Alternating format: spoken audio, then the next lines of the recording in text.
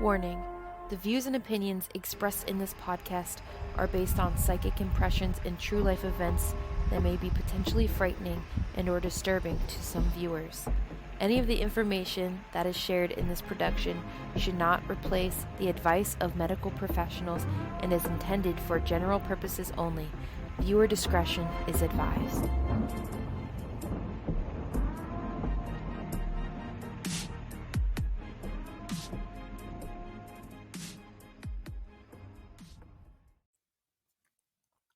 Hey Chastity, Yes. what's the name of this recording? Shake it like a Polaroid picture. I've never heard that before. Lies. No, but seriously. The only thing I know with Shake It in it is Taylor Swift. Oh, Jesus. Guys, she'll know it as soon as I have her insert the clip. We're just going to keep it that way through this podcast. Insert.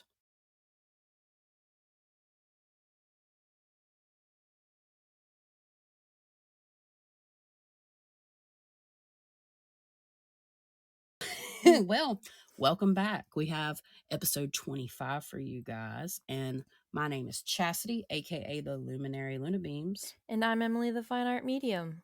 And we're two mediums that specialize in the paranormal. Our purpose is to shed light on what goes bump in the night. That's why we call this podcast Lights at Midnight. Lamp. Bing. For you guys that may be new joining us, LAMP stands for Lights at Midnight Podcast. Inside joke. Also, still haven't got, for those that have been around a while, still haven't got my light bulb plushie. My life is incomplete. You're never going to get your light bulb plushie no. because it is heinous. Well, I'll sew it myself. Will be like a nailed it episode. It'll be a how it's made episode. Expectation versus reality. Sadness. Exactly. Story of my life. All right, guys, we're gonna go ahead and give this podcast an introduction. So in the last episode, we talked about different types of extrasensory perceptions associated with them forming Clair abilities. So the claircognizant, clairvoyant, clairsentient, clairvoyant. And we learned that the clairs themselves are not psychic abilities. They are extrasensory perceptions, or ESP. So this week we're going to talk about ways that you apply the clairs, forming different types of psychic abilities. We're going to discuss some common ones, uncommon ones, rare and ultra rare ones. So basically what that means is I identified some of these crazy things into categories because some things are very common, some things are just superhuman. It is kind of like Pokemon cards. I was just saying. thinking that. Yeah, it is definitely kind of like Pokemon cards. So yeah, it's going to be interesting. And we're going to touch a little bit on discernment and have a little trip down memory lane to talk about our journey to becoming the badass bitches we are today. Hype. Okay. So the ultimate goal of this podcast episode is to show people that we are capable, what we are capable of as spiritual beings. It never ceases to amaze me as humans when we put our mind to something, what we're able to do, especially in a supernatural or preternatural sense, of course, with the help of spirit. So we're just going to move things right on along and go ahead and jump into this week's experiences. Emily, what you got for us? So remember that girl I was working with who had sold her soul to Satan and had a horde of demons inside of her? Look, I'm not laughing, but it's just the way you said it. And it's like, damn, we're starting off on this note today. Yeah. Boy. Remember her? Yes. We got the cord cut. She is free. Oh, that's who you were talking about. I thought it was a new client. Nope. It's the girl I've been working with for like 3 months. Well, that makes so much more sense because I thought you were talking about somebody new because you were telling me you had an incoming influx of clientele. I do. So that's great. That's great. I'm glad to hear that. I'm glad to hear that, you know, it takes time. Especially when it comes to demonic entities. and then them feeding off of traumas. Because remember, you got to take care of the traumas. You got to take care of the point of entrance and the thing that they continue to latch on. And if they have nothing to latch on, it's easier to get rid of them. AKA the origins. Mm-hmm. That's why we call this season the origins. I don't know. I'm interested to hear if any of you guys have ever heard other mediums talk about it in this way. And that there's always an origin point of entry for these things. I know that in certain spiritual practices there is, but you just really don't hear a whole lot about psychic mediums discussing how to get rid of paranormal stuff in general. There's not a whole influx. A lot of times psychic mediums just talk to your relatives, which is fine. I'm not knocking it. I just find it interesting and for people to understand. I've heard of some mediums actually disagree with the fact that paranormal stuff has a trauma point of entry, but we won't divulge into that road, I Yeah. guess, Fight, because you're fight, talking fight. about your experiences. So, Yeah. For sure. Do you have any experiences for this week? why, yes, I onboarded a new client, I guess you could say, and so two technically, I guess I would share. This client is, I feel, suffering from her husband is suffering from gin attachment. Identified it as a gin because of the qualities that it has. I'm not always about giving something 100% an identity or a name, but in certain cases it is necessary to do so. So I've been dealing with that this week. And interestingly enough, I was talking to my sister and we were actually chatting. We went on the phone. We were just chatting back and forth on Messenger. And she has one cat, no other animals. It's just her. And she felt her cat jump on the bed behind her. And I guess because she was laying like on her stomach, looking at her phone, facing the wall. And she looked back and there was nothing there. And she looked over to the closet where the cat commonly is. She keeps the door open and a cat bed in there for him because he just loves the closet for whatever reason. And he was in the closet. So it was late. Like she's a third shifter. I'm basically a third shifter.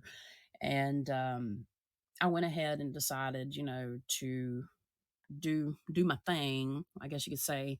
I remote viewed into her home and I started viewing her house easier because I've been there. And I started using light and different breathing exercises and pushing energy physically and spiritually throughout her home. And I asked a guardian to come in and watch over her. And assisted, or in spirit assisted me, or I assisted spirit one, either way you want to look at it, into putting like a light bubble around her. I was automatically brought in this remote viewing ordeal to her bedroom door, and I see my sister sitting on the bed. I saw her specifically sitting cross-legged, sitting up, but I'm not saying that's what she was doing. That's just what I saw. And she was surrounded in a golden, like translucent bubble. And if you ever watch like a bubble close up, how it moves in terms of how it refracts light and creates like rainbow colors, it was like that, but it was different shades of gold, but it was Ooh, translucent enough. shiny. Yeah, it was really pretty. And immediately, not only did I see the bubble, immediately to my left I see a purple hooded man with a wooden staff. And he looked at me. He had a goatee. I know this is really weird. And I was like, that's weird. And he didn't give me the vibes of like evil or anything like that. I think he was the guardian I sent. I normally don't see my guides or guardians or anything else, but there was a guy in like a purple robe. And he had, like I said, a wooden staff and a goatee and kind of like brownish, reddish hair. I guess you could say I didn't see his actual hair, just his facial hair. And he looked over at me, and I told my sister, I was like, "Look, I'm not trying to freak you out, but this is what I see. Everything I just explained to you all." And she was like, "Oh, cool." And then she made like a funny, I don't know if she actually made it into like a snap or something. I don't know because I don't do Snapchat, too old for that shit. But she sent me a picture of like her face, like a funny face saying, sup. And then she did a like a dual picture. So her face was on the bottom and on the top was her doorway and it was dark in her room. And I was like, oh, snap. I'm like, was laughing, funny. And then I look at the picture and I zoom into the picture of her doorway, and lo and behold, there is an outline. It's almost like between the air. So it's separating it was dark. So there's different shades of darkness, right? So these things, not everything that you see in between the air is going to be bad in my opinion, but it's almost like an outline of something with a face in a cloak with his arm kind of almost across his chest. And I sent that to Emily, and she immediately saw almost exactly what I saw, except she said it was like something turned like the face of a penny, like Abe Mm-hmm. Lincoln on the penny, but she still saw something very similar. And I showed a couple other people, but I think maybe because me and Emily have spiritual eyes, we're able to see it. Mind you, I didn't even tell Emily what she was looking at. I just said, You hey, just sent me the pictures and you're like, ta-da. yeah. Yeah. So I found that to be very interesting because to me, I might share it on socials. I probably will if my sister's okay with it. I'll share it on socials and get you guys' opinion. It is harder to see. All I did was change the color and the brightness, and I had to turn my brightness on my phone up. You can see it without changing anything. You can see it in the original picture she sent me. But yeah, I just changed the color and the brightness and turned my brightness up on my phone to be able to see it better. So if anybody does see it on socials, take a look at it and let me know your thoughts, because it is kind of like validation for what I was seeing. And I have to say, it looks freaky in comparison to what I was seeing in my mind's eye. But that I can remember. I've probably got weird feelings about things. I know actually I've got weird feelings about things and taken pictures and captured something. But this is the very first time that I've seen something in my mind's eye, and then somebody has taken a picture, not even trying to be, just trying to be funny, and make a little joke out of it, I guess you could say. I mean, I don't know. She might have been serious, but she was making it a joke. And it would be the first time that anything's ever been captured on camera that I actually saw in my mind's eye, because I told her about it before. Mm-hmm. Now, logically, could we say that I was looking for something? Absolutely. You can go that route if you want to, but the picture's there. Some people may see multiple things in the picture, but I distinctly see the outline of one thing there. There's not anything else there, in my opinion. So that is my this week's experiences. It's funny because when you sent that to me, I was just waking up, so like had barely had my eyes open, and I didn't even mess with the brightness on the picture, and I saw it immediately. And when you're like in the middle of sleep or right before sleep and you're in that in between is when you're most likely able to see or hear or feel or whatever. So, Right. Right. Yeah. And I mean, I saw it without it too. I just wanted to send both because, some people see different things in different colors. And yeah, you really can. You can see it without even messing with it. As long as you're not keeping your phone like super dim like me, because I keep my phone brightness and all my stuff down, not mhm, just for battery consumption, but my eyes are sensitive to light, I do the which is, same. yeah, and it's a common side effect of awakening, actually, and being spiritual is for your eyes to be sensitive to different light waves. I don't do well in bright light. I I feel yeah, nocturnal a lot of times because of it. I yeah, I am nocturnal. I am a creature of the night. I am the midnight of the light. Mhm. Truly, I mean, I guess there's a lot of metaphors you can play on lights at midnight, but yes, I am the light at midnight. Emily is the light at midnight. We prefer being in the dark, but we shed light on things that go bump in the night. Okay, I've Mhm. had my crack water, y'all. Yes, you did. Yeah, Celsius crack water. People would kill if they don't have their Celsius Mhm. in Minecraft. Just kidding, I won't, but it's nice to have.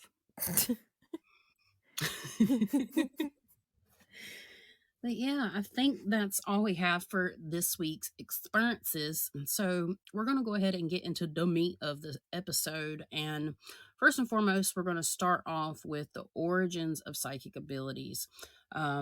It was something that I thought about. I'm like, I think I already knew the answer, right? I already knew what it was going to be, but I wanted to insert it in there and look it up just to make sure and put this in here. And we're going to talk about it from what a scientific standpoint says, and just maybe make some brief statements about our psychic opinion. So, Emily, would you like to tell us the origins of psychic abilities? Sure. So, the origins of psychic abilities are a matter of debate, and there is no scientific consensus on whether or not they even exist. However, there are a number of theories about how psychic abilities might arise. One theory is that psychic abilities are a form of extrasensory perception, aka ESP, or what I like to call I didn't forget, y'all. That is my nickname for it. But anyway, which is the ability to acquire information that is not available through the five senses.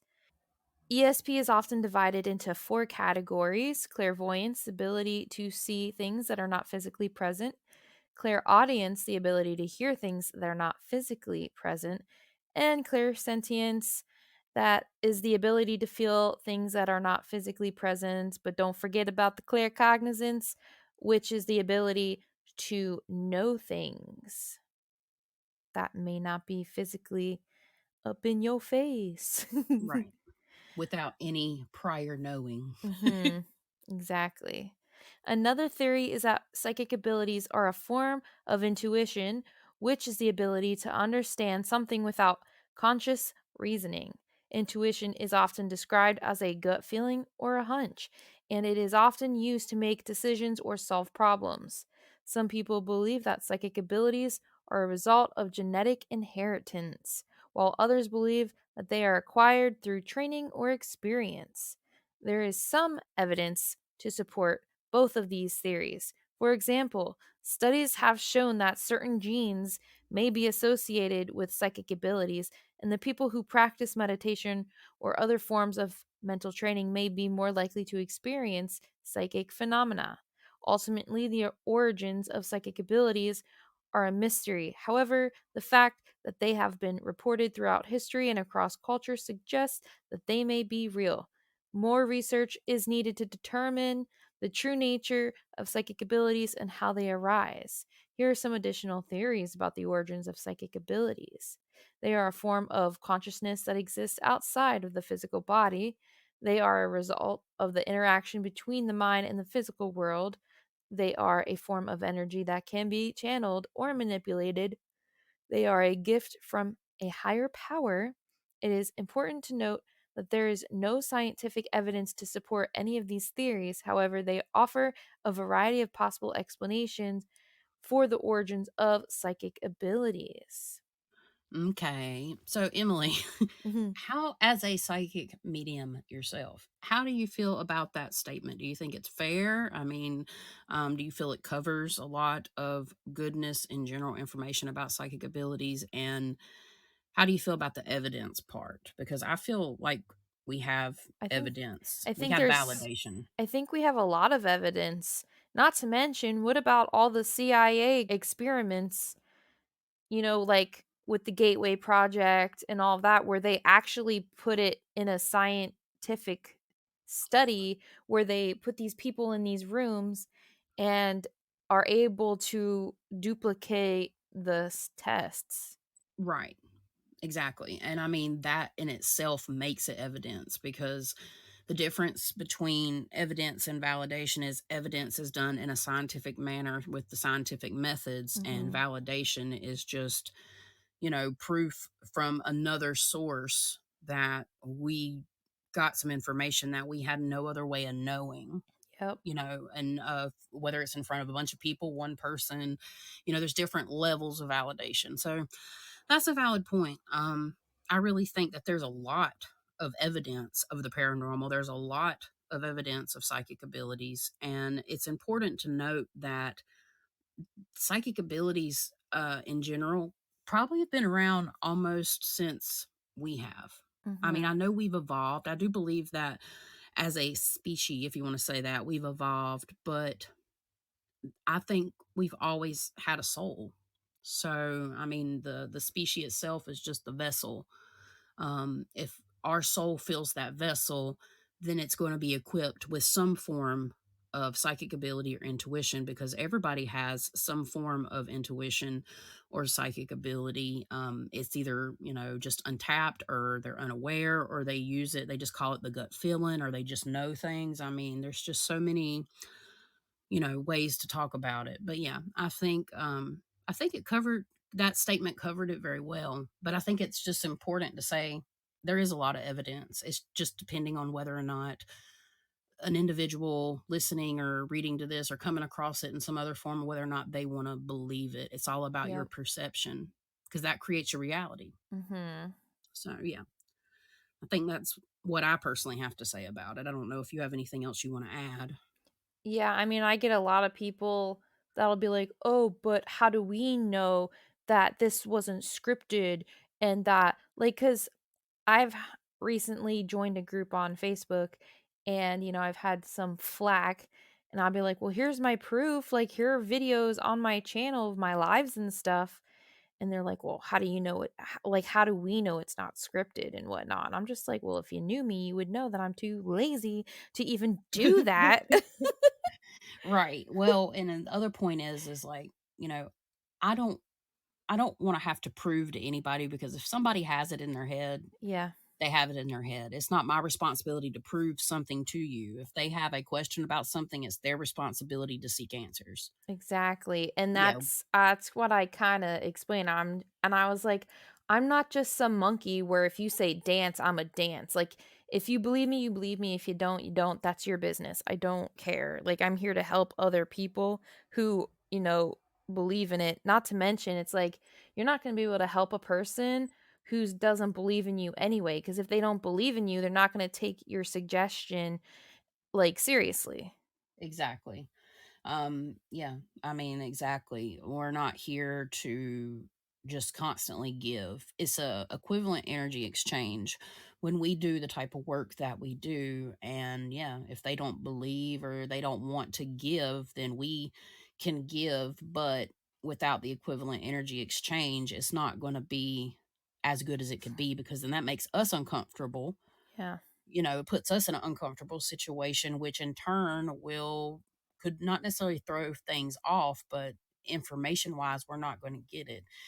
We are humans. Mhm. We breathe. We're mouth breathers, just like every one of y'all. We're all mouth breathers here, or we wouldn't be here. And I'm not trying to be rude when I say that, but it's true. Like we're no different than anybody else. We've just learned how to tap into this, whether it was by choice, chance, or going after it. I mean, going after learning how to get into our psychic abilities. Mhm. All right. So now we're just going to give you guys, in case you didn't hear the last episode, we're just going to do a brief recap of the Clairs. We'll basically stick through the Clairs throughout the whole episode when we're talking about them. In the other section we have, we're basically going to explain the type of Clair or types of Clairs it would take to be able to perform a certain psychic ability plus more. So that's why I just want to one more reclap. I'm gonna reclap. Make it clap. Okay. Moving on. Crackwater. Claircognizance. Claircognizance is associated with clear knowing. Basically, you know things before they happen, or you just know things about people, places, and anything really. Claircognizant is not just one sense or type of awareness, it is a combination of several different senses, including precognitive abilities and others that can support clairvoyance. The primary quality that defines claircognizance is the clear sensation or perception of knowing something with certainty before it happens, even before it's known by anyone else in some cases. Mhm. You know what's really weird? So yesterday, this is the first time this has happened to me. So I was looking at this person's situation from that group because they needed help with the entity that that's haunting them. And I was looking through the house and the rooms to see where the portals were because there's portals. And I get to the one room and I see like its layout, and I'm looking at the wall because I'm hearing, but it's more claircognizantly, what the color of the wall is. and Yeah. I hear it before I see it on the wall. And then I describe to her what I'm seeing, and I describe the bedroom that the one portal's in. And so I got the color clear cognizantly while uh trying to figure out the color, but then I saw it clairvoyantly. It was so weird. Nice. Yeah, that's how claircognizant comes in because that's the one I've had pretty much my whole life that I've been Mhm. somewhat aware of. Just I've always known things. So that's how it'll come in sometimes for me. But since my abilities have opened up and I've got better at what I do, a lot of times now it'll come in clairvoyantly. So clear seeing and then an information when I had some guy on YouTube on a message say, "It'd be so cool if you can see what you can pick up from me on just a message. Ha ha ha." I'm still waiting on him to reply. That was last night. So we're gonna see. We fitting to see. Anyways, all right. Ah. That was a funny TikTok. People be trying to test us and they have no freaking idea. Yeah, because I mean it can get if they give you generally this is how it works, but not always, just as a advisory. If you give somebody the permission to look into you, it's Mhm. cool, and we can see into that. His verbal he gave me a verbal agreement which spirit I guess you could say consummates. I don't know Yeah. the word, but that's an awful word to say, right? But anyways, the agreement, right? But in the case of someone like that doesn't have permission, then sometimes spirit will block you, and it's a Yep. respectful thing. It's an ethical thing not to look into people because that's invasive without their permission. Sometimes, I mean, I don't mean to. It just happens, and if I do, I apologize. Like, because I'll say it and I'll tell them, I'm sorry. This is just what I saw. I don't mean to be invasive, and that's just part of being ethical when you're Mhm. using or practicing your own intuition or psychic abilities or whatever you want to call it. And I think it's important because we will get clients that'll be like, I want to know how this person feels about me. And the first thing I'll say is, yo, listen, I can do readings for you and you only, but I will not look into another person without their permission.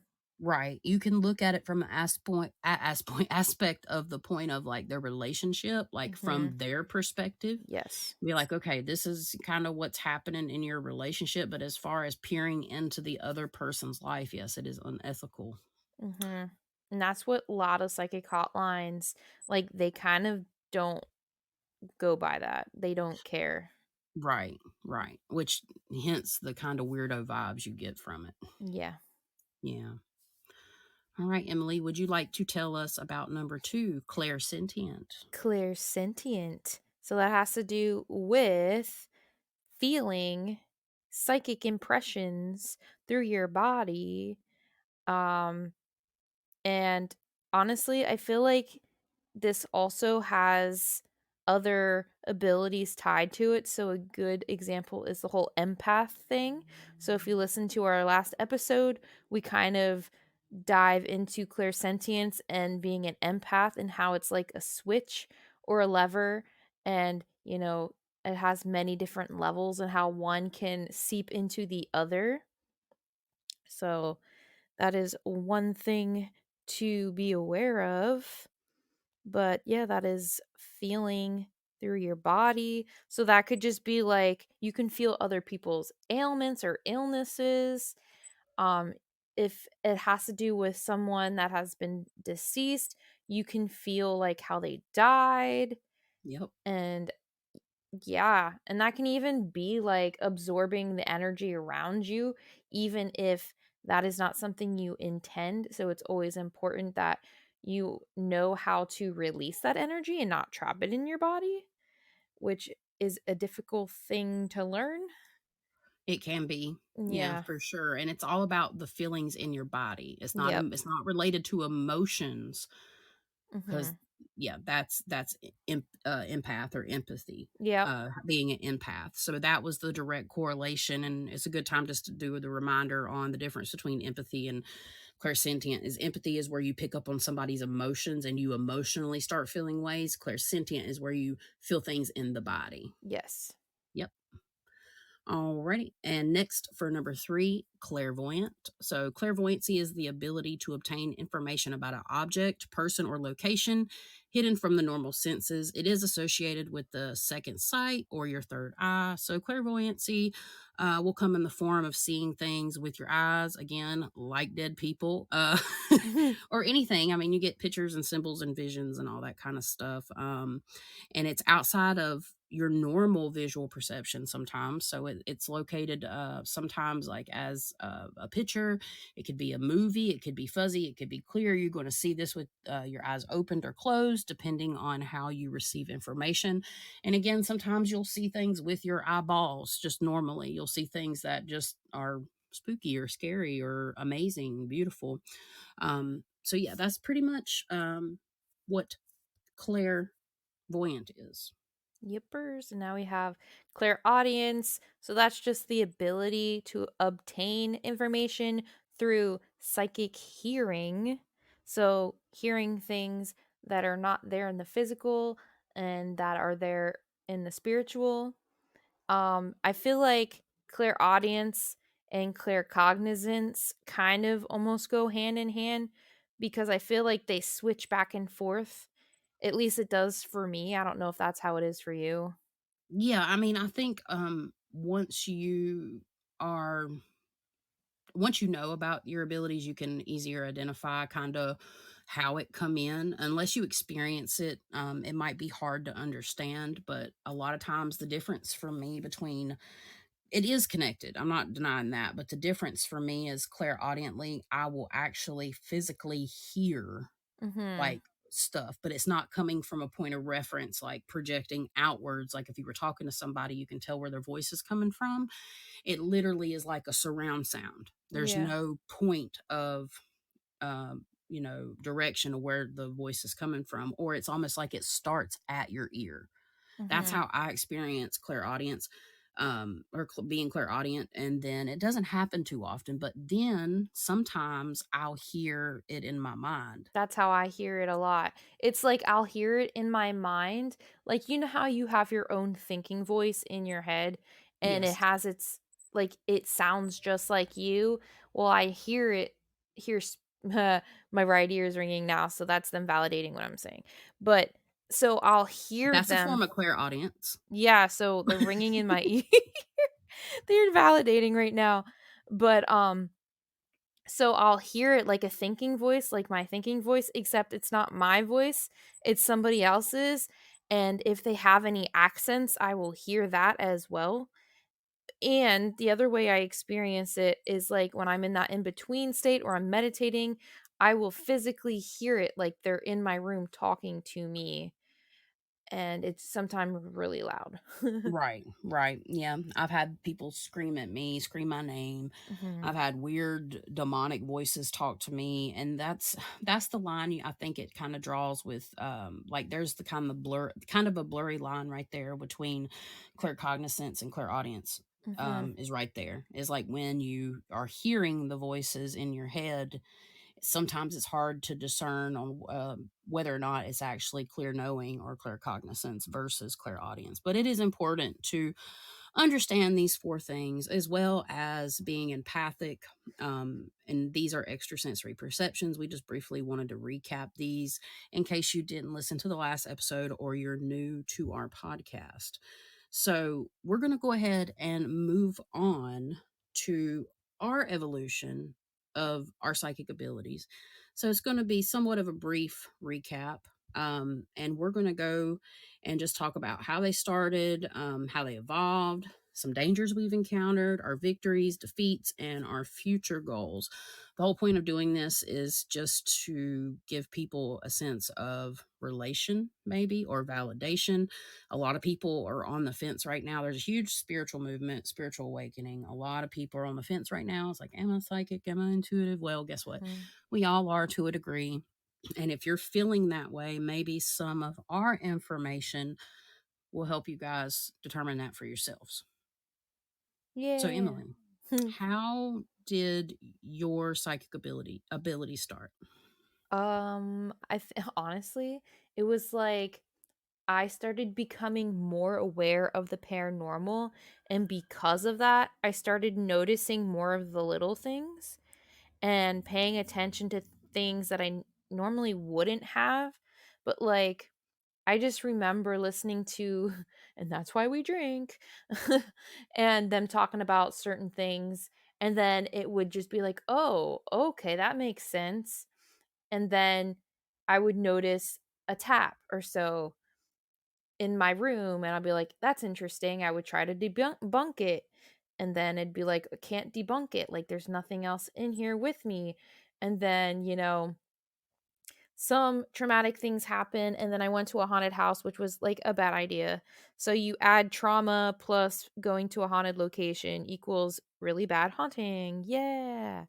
And because of that, it kind of made me even more aware, and I started picking up on my own abilities that way. And yeah. So that's how it kind of like that's how I kind of started noticing them. Right. What age were you? When like the haunting part? Just like when it started, like looking back, what age were you? I was just curious. Well, when I started listening to that podcast and started noticing everything, I was probably like 26 or 27. Gotcha. But when I look back on my childhood, it's like I remember astral projecting and not realizing it's astral projecting, and I was like 9 years old. Right. Yeah. That's Yeah. kind of similar in a way for me. For me, how it started was I wasn't aware of it. I just knew that, again, I knew things. It was just literally come in as knowing, period, until I had my spiritual experience with Jesus when I was 12 years old at church camp and I decided that I wanted to be saved. That night I had my very first astral experience. It was the clearest vision I've ever seen with even my own eyes, with my eyes open, looking around my room right now. I still cannot see as clear as I saw in that experience. And I have spoke about this. I'm not going to go into great detail. If you're interested, pretty sure I talked about it in episode 1 or 2, so definitely check it out. It was very interesting. But I think that was the day that my extrasensory perceptions were opened, because I feel and I know, even if you look at my astrology, my purpose is in the spiritual community. My purpose is to help people doing what I'm doing now, and probably even more that I'm not even aware of. So I'm pretty sure my stuff started as long as I can remember. But I really wasn't aware that I could really sense things until even after seeing a ghost. I saw a ghost when I was 14. Opened my eyes and there was a man. He was like in gray and white, and he was standing in front of my armoire. Call him armoire. But yeah, he was standing there and he dissipated when I opened my eyes. I just thought I saw a ghost, or I thought I was still waking up, but it really was. It was the man that actually died in my house. He drank himself to death. Come to find out, that's who he was. And yeah, I mean, I started getting interested in the paranormal because of the place that I ended up moving to with my boyfriend, which would have been my future husband, now ex-husband. Had a lot of paranormal stuff happen.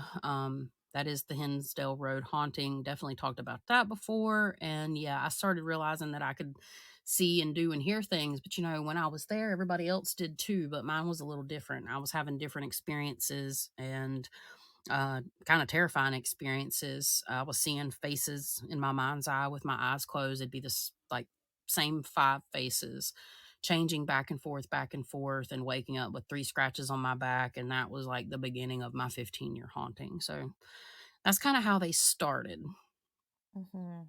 So Emily, how did your psychic abilities evolve over time? That was some So, Roger Rabbit shit. honestly, looking back, like, with the whole astral projection, when I was a kid, it would happen here and there, and then I didn't realize it, of course, but then, like, when we jump ahead, when I started realizing some things when that haunting started, I noticed, like, I would have some visions here and there randomly, and it would just be like, I don't know, maybe one vision every other week or so. And then I would have nightmares. I always had really vivid dreams, but now it's like I would be astral projecting every single night. And I feel like that whole astral projection thing, as I went through like my meditations, because I started meditating frequently, I would say every day for like 2 to 3 hours a day. And Yeah. then the astral projection thing got way clearer because it used to be like foggy in black and white. And now it's like all in color, very vivid. Like, I send you my experiences almost daily, and you're like, what the fuck? This is so long. Guys, it's like her astral experiences are on crack water. I know. It's like I'm at freaking, I don't know, what's a place in Russia called? Chernobyl. It's like my freaking Gotcha. dreams and astral realm experiences were at Chernobyl, and then they like mutated.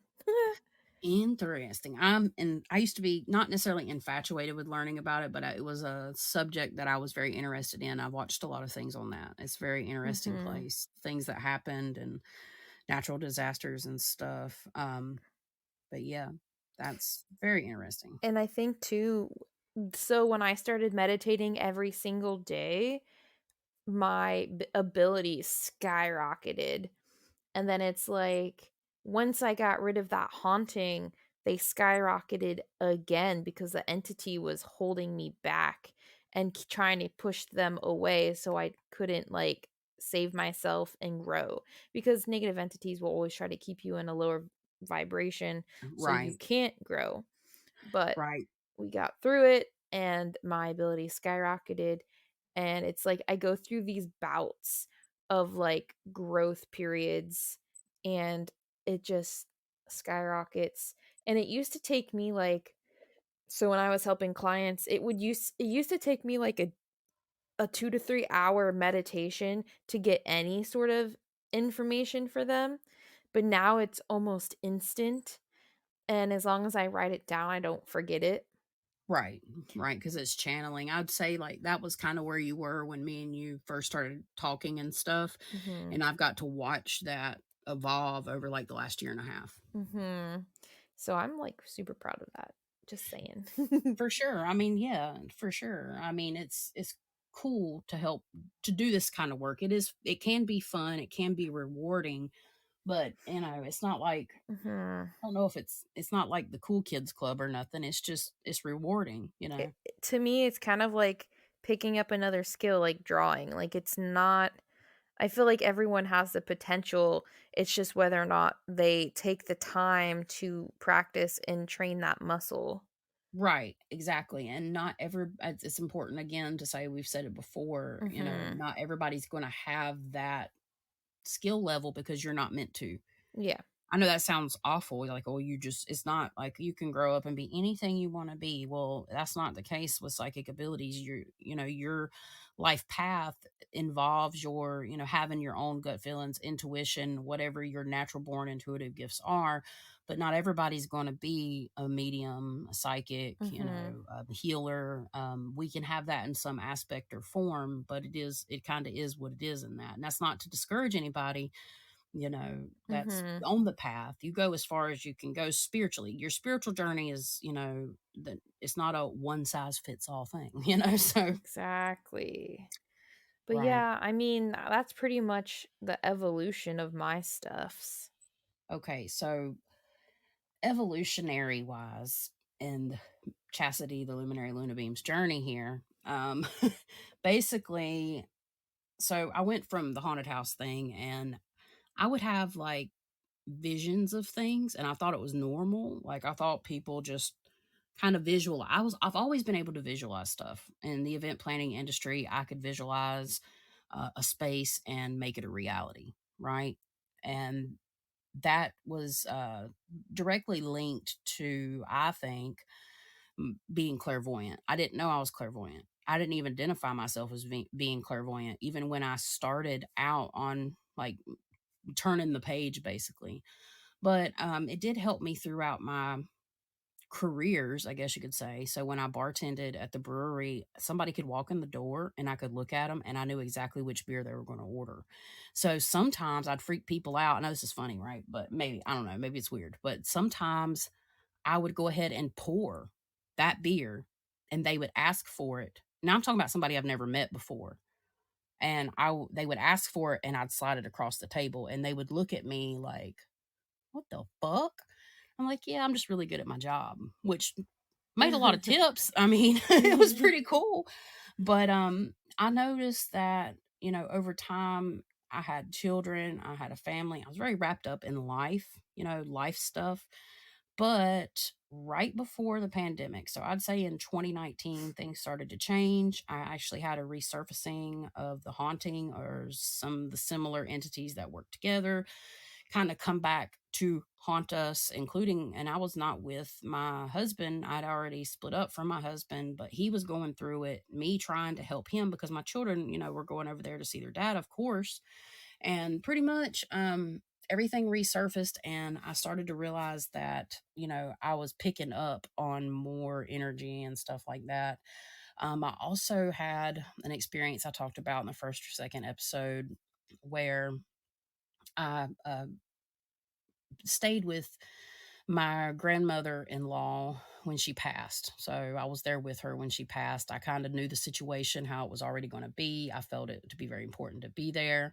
I saw people. I saw three entities come in and take her, and the whole room, when me and this other woman were in it, lit up like just a ball of light. I mean, the whole room flashed white light when she took her last breath. I had my eyes closed, the woman across from me, and that's all I was seeing was white light and then the outline of like people kind of. And I didn't know what was happening. And I'm like, am I a death angel? What am I? This is like in 2019. What's going on? I just was freaking out kind of in a way. And I was just so emotionally overwhelmed. And then about 2 months later, and specifically January 12th of 2020, they made an announcement that COVID-19 was a thing. Evidently, she actually passed away from COVID-19. We just didn't know it.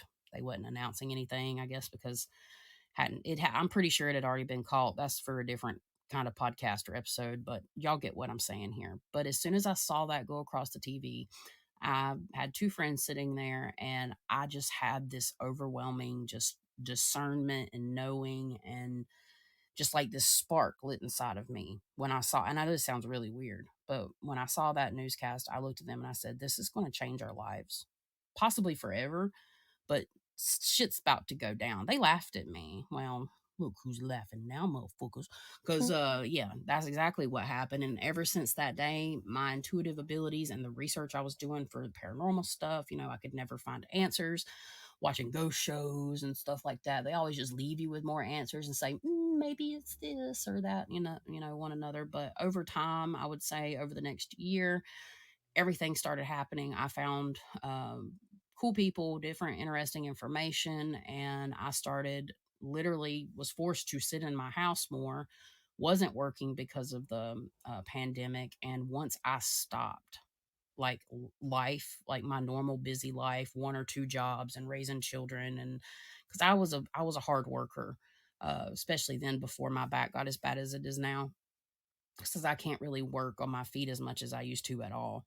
But yeah, so that's kind of when everything hit me when I slowed down, and that's when me and God started talking, and I started talking to spirit. It just happened. It evolved, and the more people that I came in contact with that I could validate my experiences through, the more confident that I grew, and then I just started going with it, and it took time. It's not anything. It did happen kind of fast in a way, but it was still an evolutionary process of the luminary luna beams.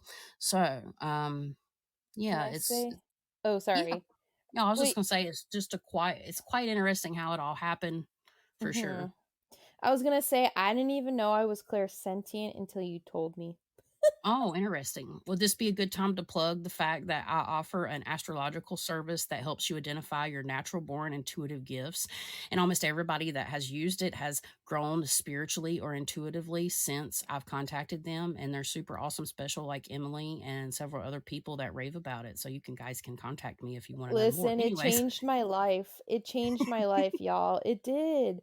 yeah, Because it's amazing. without it, I don't think I would be where I'm at right now, to be honest.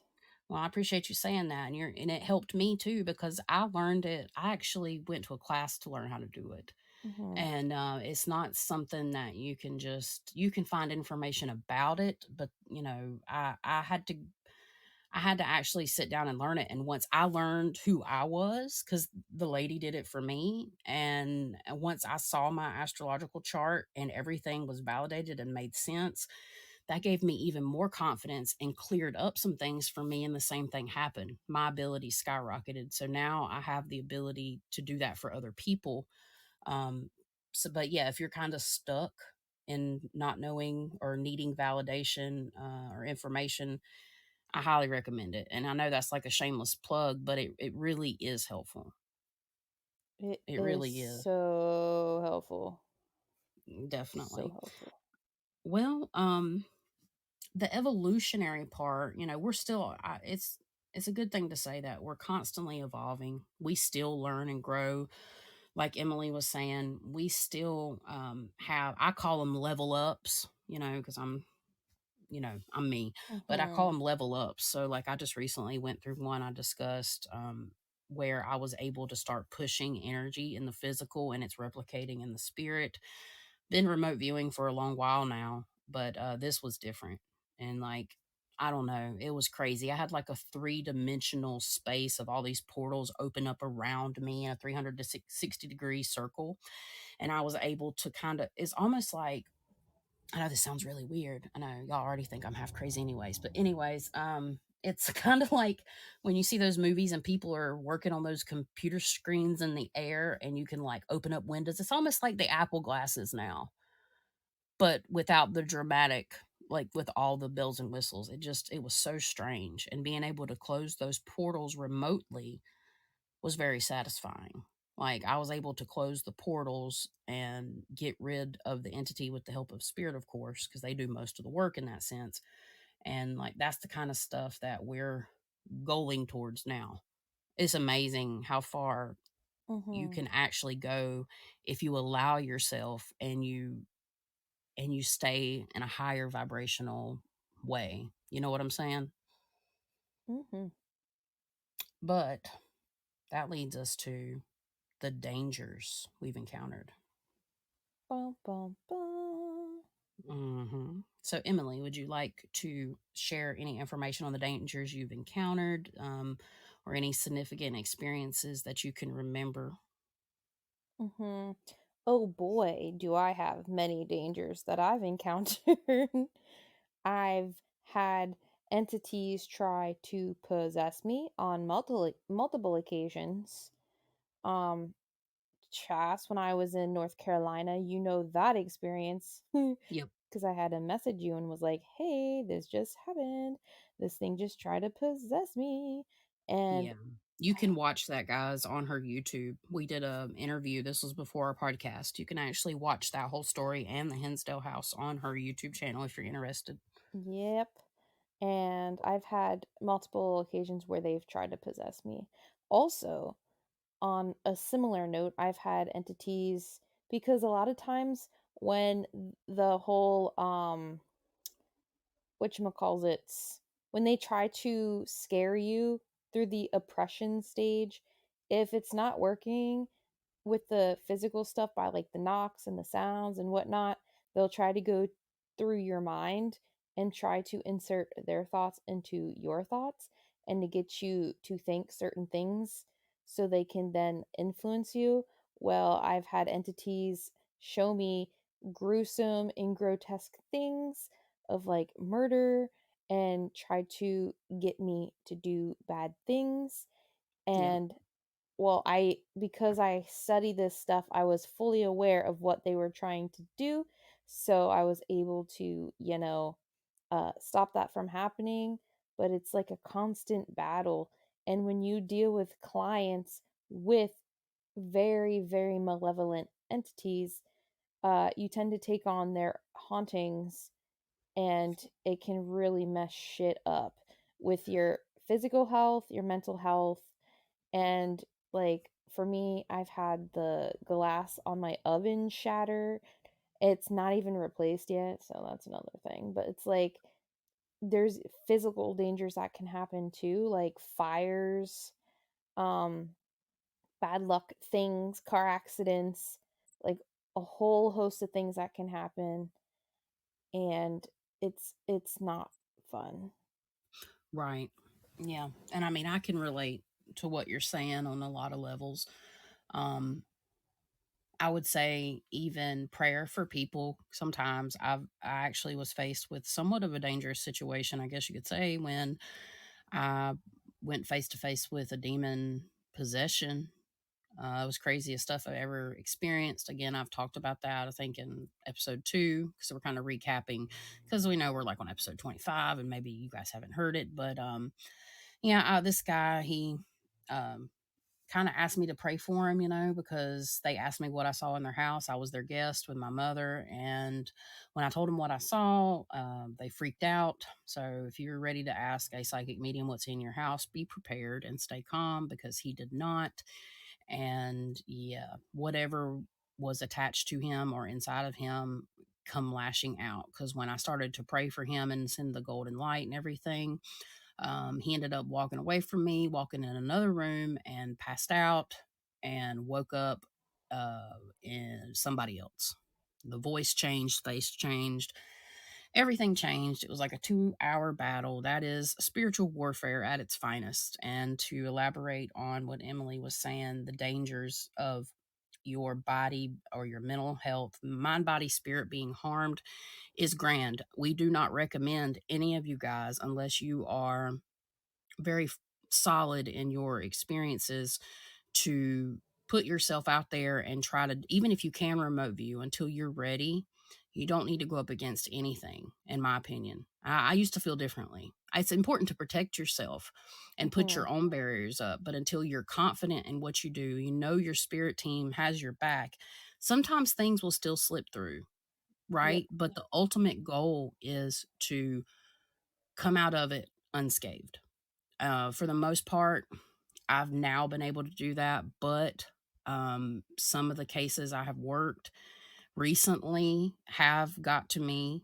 And then it was just a weak, a vulnerable point, and that's all it takes. That's all Yep. it takes, is that one vulnerable point for you to get physically attacked, mentally attacked, spiritually attacked, emotionally attacked. My spiritual defenses are pretty high. My physical defenses are pretty high, but it come in at my weak point, which was my mental, emotional at that time, because of things that were happening, and it played on certain life scenarios. And even though I knew it, it still was strong enough to keep going and pushing, because it pushed the right buttons. Not every entity can do that. It's only specific types of entities that can do that. Because not all of them are that come from the same, they're not cut from the same cloth. There's a lot of different things in a lower vibrational spectrum. um, and that's kind of something that I've went through, that I have come out of on the other side. But yeah, and that's where, how can I say this, the voices you hear, so you know the difference between your own thoughts, the intrusive thoughts, and the divine whispers. We've talked about this. That's just what I call them. The intrusive thoughts will be thoughts that are not necessarily of your own. I do know that there's other terminology for that outside of psychic stuff, but your own thoughts can still be positive or negative. Intrusive thoughts are not just negative thoughts. You can still think negatively in your head and it not be an intrusive thought, and in a psychic way, because it the difference is, and I don't know if you can relate to this, Emily, Hmm. the difference is like, you might be fine, everything's fine, you're good, Hmm. and all of a sudden, after you work on a case, it could be, I've noticed specifically with certain types of entities, it's a 3-day time frame. You think you've got rid of something, and then 3 days go by and here it rears its ugly head. But it can come in the form of intrusive thoughts to you, saying that you're never going to make it, You'll be Mhm. fine, and then you'll start hearing bad stuff, and it's kind of like your own voice, but it's not. And it depends on your strongest Clair too, because it might come in as physical pain, but for me, it comes in like mental talk, right? Mhm. But I know it's not me because I wasn't even feeling that way. And the next thing I know, and then I'm like, all right, fuck you, leave me alone. And it stops.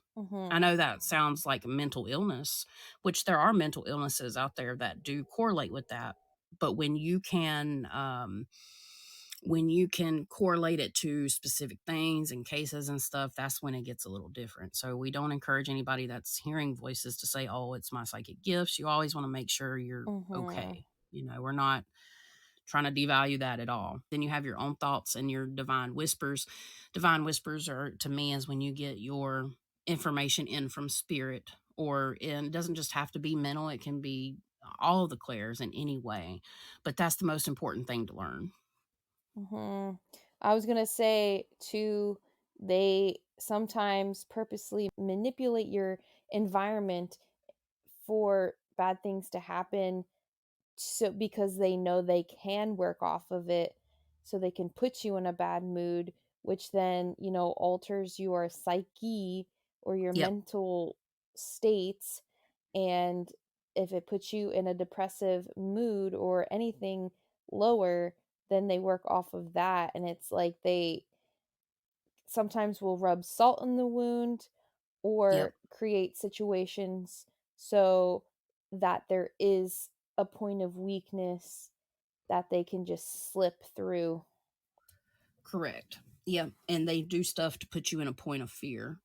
Like they Mhm. want to make you scared, or they want to make you feel a certain way with certain types of traits or characteristics or emotions that fall in the category of fear. We have fear, we have love, you can figure that out, but depression and all that is in a state of fear, Mhm. in the realm of lower vibration. Y So, and Yep. it's necessary. Again, we're humans. We go up and down the scale. That's normal. We're never always going to be able to be in a very high vibrational state. You can try to achieve a neutral state. You can try to, but if we did not go up and down that scale, we would not learn on any terms. So it's important to remember that. So the positive toxicity is another thing to kind of throw in there. But yeah, I mean, they Mhm. can manipulate your space, they can make you scared by knocking at the door. I've had things knock at my back door, like legit, multiple times, in different places. Here specifically, I know about 2 years ago now, the one time that sticks out to me because I know it's actually been more. We heard three knocks 3 times, and they sounded ethereal. They wasn't actual knocks at the door. The first time that happened though, I told my fiance V, I was like, "Do not open the door," because I was already on my spiritual journey, and he's like, Mhm. "What the hell?" We're country is we're not country. We sound country, but we're not considered rednecks, okay? But that's what we sound like. All right. So we're going outside. And he's got his flannel down, pants on, and his damn Elsa shirt. He had an Elsa shirt because of my daughter. It was black and white. It's just this funny thing. That's a Frozen shirt. And he goes outside and he opens the door, just what I told him not to do. And he's like, "Who is it? Who's there?" And I'm like, "There was nobody there. Why'd you open the fucking door?" And then, yeah, it come in. It come in. And we had to deal with that. Now, the next time it happened, he didn't open the door. Mhm. You know what's really weird? So, I'll be sleeping, right? But it's like during that time, my clairaudience is at its peak, and they know that I will listen in while I'm sleeping to monitor my dog to make sure he's not doing something he's not supposed to be doing, or if he has to go outside because he knocks on the door, and they will pose as him and knock on the door, on my bedroom door. I Oh, I fucking believe it. I fucking hate that. Yeah, that's not cool. Mhm. And they don't have to necessarily be in your house to do that. Mm-mm. Yeah, they don't have to be physically in your house. They can do it from the ether, You know what I from just another dimension. realized? I just realized this. What? Remember the black door in my room? Yeah. Where that black door is where that my bedroom door is. Oh, And that's the okay. door he knocks on when he has to go outside, or they knock on to get me to open it. Right. That's interesting. Yeah. Because that was a crazy ass experience in itself. We've talked about that Mhm. too in a previous podcast. I just don't remember which one, but that was wild. That was in the first part of Yeah. our first 6 months of our friendship. Mhm. But yeah, so besides the dangers, we can talk all day about that. We could make a whole podcast about the dangers we've come across if we really wanted to. We still have had very positive experiences with spirit, in general, higher vibrational beings, and just with ourselves. So let's talk about what we consider victories in our, I guess you could say, our journey as paranormal psychic mediums. Mhm. Well, so at the beginning of this episode, I talked about how the client that I had for 3 months, we were able to break that cord or tether she had with demons because she sold her soul, but we were able to undo that. So I am super happy with that one because that one was redonkulous. Yeah, Mhm. for sure. I also have level up moments on the astral realm and victories in general. Any kind of validation I get is a victory. For me, anyway. No, I mean, that's true. Like, Mhm. for sure. Validation is key to this. Mhm. It keeps you grounded too. Like, because you have to stay grounded in this situation. Victory wise, for sure. Again, when I was in my level up situation, I guess you could say, when those black doors opened up around me in a three-dimensional type space, and I was able to seal them and close them with the help of spirit and using like my hands and energy as light. And then once I did that, it forced this thing that was pitch black with a black door into this white room. And then it exposed him for who he was. And this is when I heard it. This is the mediumship part of it. He was talking to me on his knees after I told him to bow before God, basically, because he was being taken away. um, he was like, "You were not supposed to see me. You're not supposed to know who I am." Like I say he, it Mhm. was a masculine energy. It wasn't uh male, or it presented itself as a male. I don't think it was a male or a female.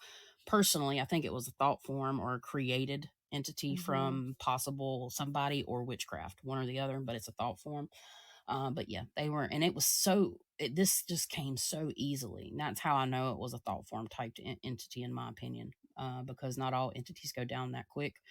Um, but yeah, that was a victory for me because after that, it went away. My client, she has not felt watched since. Definitely a victory. It's a victory anytime for me too when I can illuminate things for people, and make things make sense. Anytime I can give somebody else validation, that is sometimes the Mhm. most rewarding part for me, is giving somebody else validation that they're not crazy, because I'm seeing things that are happening that they're seeing that I don't know about. Because my process when it comes to paranormal work is, generally, I don't want to know anything unless I have a specific question. Don't tell me anything, right? Sometimes a little bit of information's cool or whatever, but I'll stop you and be like, "Hey, I'm not looking at what you sent me. I'm not, I need to pull this in on my own terms. That way, I can validate, I'm real, like I'm the real deal." So, anytime that I can give somebody a peace of mind, Mhm. anytime I can make somebody feel safe, not through as a conduit through my abilities, Mhm. that's a victory for me. I second that too. Yeah, it really is. I mean, um, as far as personal growth, I'm pleased with where I've gotten. Like, I'm pleased with the direction that I'm heading. It's not easy in terms of doing this for a living. Um, it's very hard. I mean, you want to get to the real matter here. There's a lot of competition, but there's a lot of people out there that don't have discernment, which we're going to talk about. I'm definitely going to talk about here in just a few minutes. But Mhm. yeah, that's my victories. What about defeats? That's sometimes hard to talk about, or defeats are not really what we want to talk about, but I think it's important just to highlight a couple things if you have anything to share in. Yeah, so I think the only defeats that I have is like you give a person your advice and the information and you spend so much time with them and then they don't listen or take your advice and or they like to play the victim card and they just like live in it and they don't try to fix themselves or the situation. And then Right. it's like I will provide all the time, but they won't reciprocate their time by, listening to your advice and actually going through with the advice. And it's like, why did I, spend all this time if you're not going to put forth the effort? And that's usually 100% a failure every time because they're not willing to change. Right. I understand that. And for me, if I went from a personal standpoint, I get upset and I consider it a defeat. And I probably shouldn't because things evolve over time for a reason. I'm gave the information I'm gave for a reason, but I consider it somewhat of a defeat. But it's not, for me, a defeat doesn't mean I'm not going to get back up on the horse and do what I got to do. But sometimes I miss things. And it's not that the client even says that I miss things. Sometimes I miss things about the entity itself that I could have picked up on, and or somebody still having issues, and I sometimes consider that as me failing. But then I sometimes I realize that, like you were saying, it's not all me, but I Mhm. still consider that as like a defeat. Like, one of my clients, even though we got rid of the really bad entity, the place in itself is very magical. It has tons of spiritual energy, tons of tragedy, tons of stuff, and the place is just ugh. Like, and I Mhm. told her from the beginning, I'm like, you may have to move because this place is wild. And I think that maybe, sometimes I think, well, maybe somebody else could help her better, so I consider that a defeat.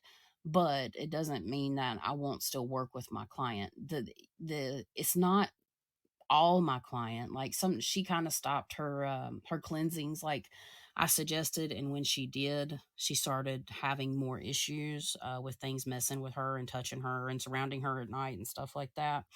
But we got that straight again, because I mean, it's an ongoing process with some clients. Some clients, you'll one and done, or you work with them for like a week and you don't hear from them much unless they want to, chat or whatever. But there's not really any client. I was telling this to Emily, and it's a good feeling. There's not really any client that I've had that I've helped with paranormal, especially with the astrological, like, identifying your natural born intuitive gifts, that I can't message, or they message me and they still want to have chats, or they still are in touch. And so, even though through some of the defeats I feel like I've had, we're still in contact. It's not like, oh, this didn't work the way I wanted it to, so I'm dropping it all, just whatever. But you get what Mhm. I'm saying, I'm sure. I feel like too the only way you lose or you're defeated is when you defeat yourself and give up. Yep. And I'm the kind of person who refuses to give up, but that's why I mean, like, with the client, if they don't follow through, it's like it they It lose. defeats the purpose. Yeah, they lose when they give up themselves. Exactly. A very valid point. Yep, and, so as far as, like, clientele that, was a failure, I don't think any of them were failures because I still feel like at the end of the day, they still learned something valuable and they grew from it, but it's like, if it didn't work out, it's because they defeated themselves. Yes, I agree. 100%. It's a very, very valid point. Well, what about future goals in terms of your psychic abilities, or just even if you want to mention projects or anything like that? What, as a psychic medium in general, what do you want to see, or what are your future goals? Well, my future goals have to do with continuous growth because I feel like in this kind of area or field, like you can never stop learning. And I feel like just continuing to grow and improve is probably my main goal. And another one is to get my freaking Oracle cards published, damn it. Right. For sure. They're That's a almost big one. done. Yeah, I'm excited.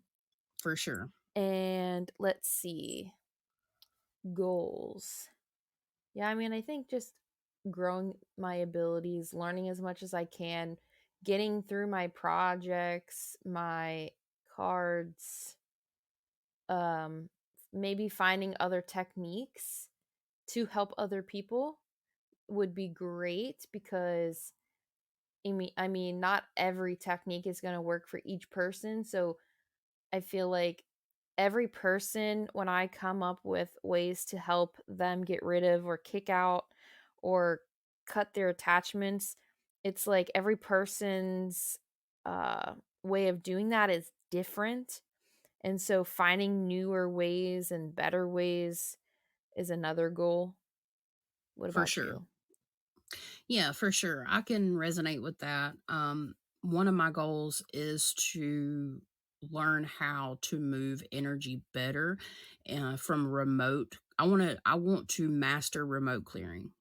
That is a future goal that I'm pretty good at now. Mhm. But I want to be able to have a strong enough spirit team because whether people realize this or not, you have your main team, but you have other guides that come in and out. And as you grow and evolve, you get other guides Yep. to match your vibration, basically. My goal is to do remote clearings and people not have problems, period. I Mhm. want to go in with my team and I want to be of assistance to them as the physical conduit to be able to do remote clearings. I want to clear the earth. I want to be able to clear the earth. I want to be able to clear the space itself. I want to be able to clear the people. I want to be able to clear pets. I want to be able to make something feel brand new and solve somebody's problem Mhm. 100% remotely. Um, Projects, that's crazy. Like I couldn't even start. Like it's a good time to say because in the last podcast I said that, I had something coming up. So I have started a lunar astrological podcast. It's still very, very new.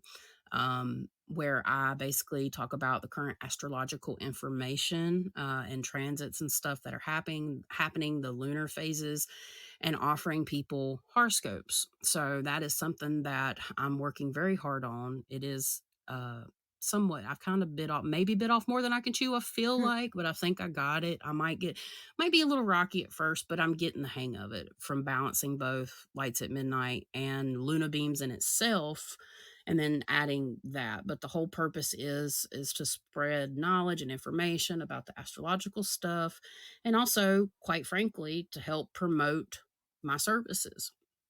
So I'm hoping to evolve my services. I do have a brochure that talks about everything that I offer, but I need to get my website done and I want to like get all my metaphysical products completed and all my services completed. And I want to be able to continue to help people spiritually evolve. Like that Mhm. is, and while I spiritually evolve, you know, but that's kind of my goals as well. I feel like too another one of mine is like being able to release the energy that is stored in my body that I absorb from other people. Correct. Yeah. Yeah, that's probably another big one too. Yeah. Like Yeah. That's a I'm good one. slowly learning though how to do it when I'm outside. Yes. But when I'm Absolutely. inside, it's kind of hard. Yeah. Because you're so closely, with you're naturally clairsentient. Your Mhm. astrology is main sun sign is like Earth, and you have more Earth stuff throughout your chart, which makes you very clairsentient. And yeah, so Yep. that makes a lot of sense. Mhm. Okay, guys, that pretty much covers the evolution of our psychic abilities and kind of, a little bit of a snippet of an insight into, our path. Again, we just tell you guys these things. So, there's relatability and maybe even validation. So, the next thing that I'm going to talk about is discernment and the importance of discernment when using your psychic abilities. Discernment, I feel, is a lacking, basically, conversation among the psychic community, and it is super important. It isn't super important not just for psychics, but you'll find out for everybody. So, simply, I'm just going to define what discernment is. So, discernment is the ability to make careful distinctions in our own thinking about truth. Is basically your BS meter. It is the process of making wise judgments about what is true, right, and good. And discernment is important because it helps us make decisions in our lives, both big and small. So, some examples of discernment is discerning between truth and error. We can use this discernment to distinguish between what is true and what is false. It is important for making decisions, our value about our beliefs, our values, and our actions. Discerning the difference between right and wrong. We use discernment again to distinguish the difference between our moral values and what's good and bad. And basically, it really boils down to what's morally right to a degree. But in translation to spiritual things, so what makes discernment important when working with spirit? So if you lack discernment, you and y'all if you I'm sure everybody knows the word. A lot of times you hear the word discernment in the Bible, and it's in a spiritual reference to be able to discern, and just an everyday reference. But taking discernment and working it into your own abilities, if you lack discernment, you may not be able to tell the difference between one type of entity to another. You have to follow that gut feeling. So, for example, there are different types of psychics and psychic mediums that work with different types of gods and deities and all that kind of stuff. And there's one way to tell. I'm not trying to be rude, I'm not trying to step on nobody's toes here, but there's one way to tell a difference between a psychic that's in it for the right reasons and psychics that are in it for the wrong reasons. Commonly, you'll hear psychics that are not getting their information from a benevolent place. You'll hear them talk a lot about me, I, with no reference to a higher power. Another trait of psychics that actually, you know, are not really getting their information from benevolent places, and they're actually kind of sometimes deceived themselves, is they are very unwilling to work with other psychics. It's not just because of personal preference, but they have so many dividing lines and drawing dividing lines about other people. They'll be negative. I mean, we're all going to be negative, but you'll notice that some mediums, they stay in a vibration of gossip and bickering and things that are not for your higher good. Now, talking to your friends that, or even your clients, and having a conversation about life and stuff is one thing, but you can just tell when there's something's off about a medium a lot of times if you have pretty good discernment. And something to understand. I really want to highlight here that not every psychic or psychic medium gets their information from positive spirit. There's all kinds of spirits going full demon. I mean, people can get information from demons, like certain demons, and not everything's a demon. I'm not that type of person.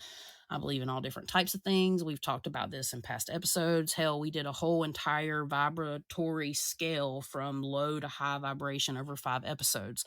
There's tons of things, but demons generally are very smart. They can be intelligent. They can talk intelligently.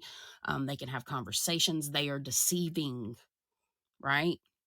Spirits are deceiving. Anything that exists in a lower vibration, that is existing in a place of fear, or their existence causes humans fear, they will trick you, and you can be tricked. And I think that's why, especially like, for example, Christianity, they talk about psychics and mediums and sayers, seers, or whatever. They're under demonic influence because it is easy to be tricked if you don't have discernment. Now, I like to think, this be contradictory, possibly, but I like to think that my information comes from a benevolent place because the you can't have a house divided against itself. The quote unquote evil is not going to allow you to work against it and actually quote unquote defeat it or rid itself of it and never come back. It's going to want to stay because that is food, right? Yep. Okay. I just want to make sure this is all making sense because I'm passionate about this. Yes. Okay, good. So when your intentions as an individual that is a medium or a psychic medium is in the right place, when your intentions are not of me, I, ego, you're put in a higher vibratory place where you're of service to others. In this line of work, in my opinion, I am meant to be of service to others, whether that comes with gain or not, like monetary gain or not. Yeah, that's great. Everybody needs money to live, but and I mean, there's the equivalent energy exchange, donations, monetary. We know about all that. But if anybody needs help, I'm not going to hold my hand out and be like, that question's going to cost you $5. Now, if I set that up, that's something different, right? You know where I'm going with this. Like, it's not, Mhm. you're in it for the right reasons. Like, you're not going to turn somebody away for help, even for questions, or not answer them all the time, especially if you can tell they need help and say, I'm sorry, if you're not paying me, I can't help you. Now, we can, there's times when that's appropriate and there's times that it's not. And I've noticed that certain type of lower vibratory, not every one of them, but certain type of lower vibratory mediums will not give you the time of day. Now I know that there's some on TikTok that are great and they make money that way, and I'm not saying anything bad about that. I'm just talking about people where you can just tell that they're just in it for the money. You know what I'm saying, right? Mhm. So, I mean, you really have to use your own discernment when you're seeking out advice or help. If something does not feel right about the person you're talking to, stop talking to them because they can bring you more harm than good. Um, there's certain people that I've encountered that tend to lean towards being a psychic medium, and the information they provide comes from a very lower vibrational place, and seems like the type of spirits or interactions that they have are not higher vibrational. They maybe some of them, but some of the things I've heard and stuff, they're not higher vibrational. They come from a place of fear. And the way I've been able to tell that is it seems like the people that take information from this person have certain types of problems that never cease to go away, or they just don't, they never stop. They kind of keep going. And a lot of times I've noticed people don't really grow spiritually. If you're not growing spiritually from your spiritual advisor, if you're not evolving, if they're not giving you anything that's making you feel things that fall in the category of love, I'm not saying in love with them, I'm saying in, category of love or fear. If they're putting you in a place of fear and not giving you reassurance and it just don't feel right, then use your discernment. This is where discernment comes in with psychic abilities. I know that's a long story short here, but it's really, really important. I don't know if you have anything you want to add to that part. I do have a little bit more about discernment, but is there anything you want to add to that, Emily? I mean, I think you pretty much nailed it. Okay. Because I that's not script, none of that's scripted, or anything. I just went with it.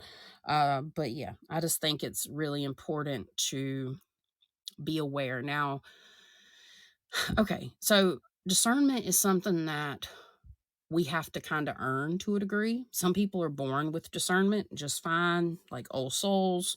Sometimes we have to mature into discernment. It is a skill that can be developed over time, and there are many ways to develop it. So, one of the ways is like praying for guidance. God gives you discernment through prayer. I'm a firm believer in that. I know everybody has their own personal opinions about that, but I find that to be facts for me. Seeking wise counsel. You know, we can seek the advice of people that are older than us, smarter than us, and who can help us discern what is right or wrong. And now, again, we're going to apply this to psychic abilities or even life. It don't matter. That's the thing about discernment is you don't have to claim to be psychic to use it. That is your gut feeling. And then trusting your intuition. So trusting that gut feeling. You know, it's important to pay attention to your intuition because it is your source of discernment. So you don't have to be a practicing psychic to have discernment. And I would advise everybody, especially in the times that we are in right now, to hone in on what you feel is right or wrong or what's fact or fiction basically. That's totally up to the perspective of an individual. I literally just saw something. I don't know if it's true because it's on social media, because you never know. But that's where you have to use your discernment, like I did when I used my discernment when I saw the first news article on TV about COVID. I would say that come from a place of discernment for sure. That 80% of the population, this is what I saw. Now I don't know again if it's true, doesn't have the cognitive ability to discern whether or not those in a position of power, how can I say this, are telling the truth or lying. They can't see through the bullshit. I would hope that it's not 80%. I would say it's probably less than that, but it is pure fact that there's tons of people out there that choose to live with the sheep's wool over their eyeballs. And you can take that for whatever it's worth, you know, and apply it to whatever situation you want it to, because I'm not going down no roads today. No, sir. But y'all get what I'm saying. Discernment is an important skill that can help us make smart decisions. And yeah, in terms of psychic gifts, it is absolutely important to work on your discernment so you are not tricked. If you get into this type of work, like me and Emily, there are times we have been tricked, or it's an Mhm. illusion that we have to go through like layers, like an onion. Literally, it's like some Shrek shit. I'm serious though. Like, if anybody gets that reference from Shrek. But anyways, yeah. So that's my little bit about discernment. Emily, do you have anything else you want to say? I would just say, like, if you are doing it on a spiritual level or paranormal level, and let's say you're astral projecting or having a dream or having some kind of experience, I would, like Chas said, like, go with your gut, analyze how your body reacts, because your body is going to respond before your brain does. And it's kind Right. of like an animalistic instinct, kind of. And it's kind of like, what do you feel in that moment? Are you scared? Do you automatically think it's bullshit? Like, what do you feel in that moment? And don't think about it, just analyze like, how you feel. Right. And that is a fair assessment. Now, I will say this, I'm a little different. Mine comes in claircognizantly. So, I mean, it just marks the fact that we all sense things on a different level in terms of our extrasensory perception. Uh, but yeah, so I just know. I'm like, nah, that's bullshit. No, Mhm. no, I'm like, no, I just know.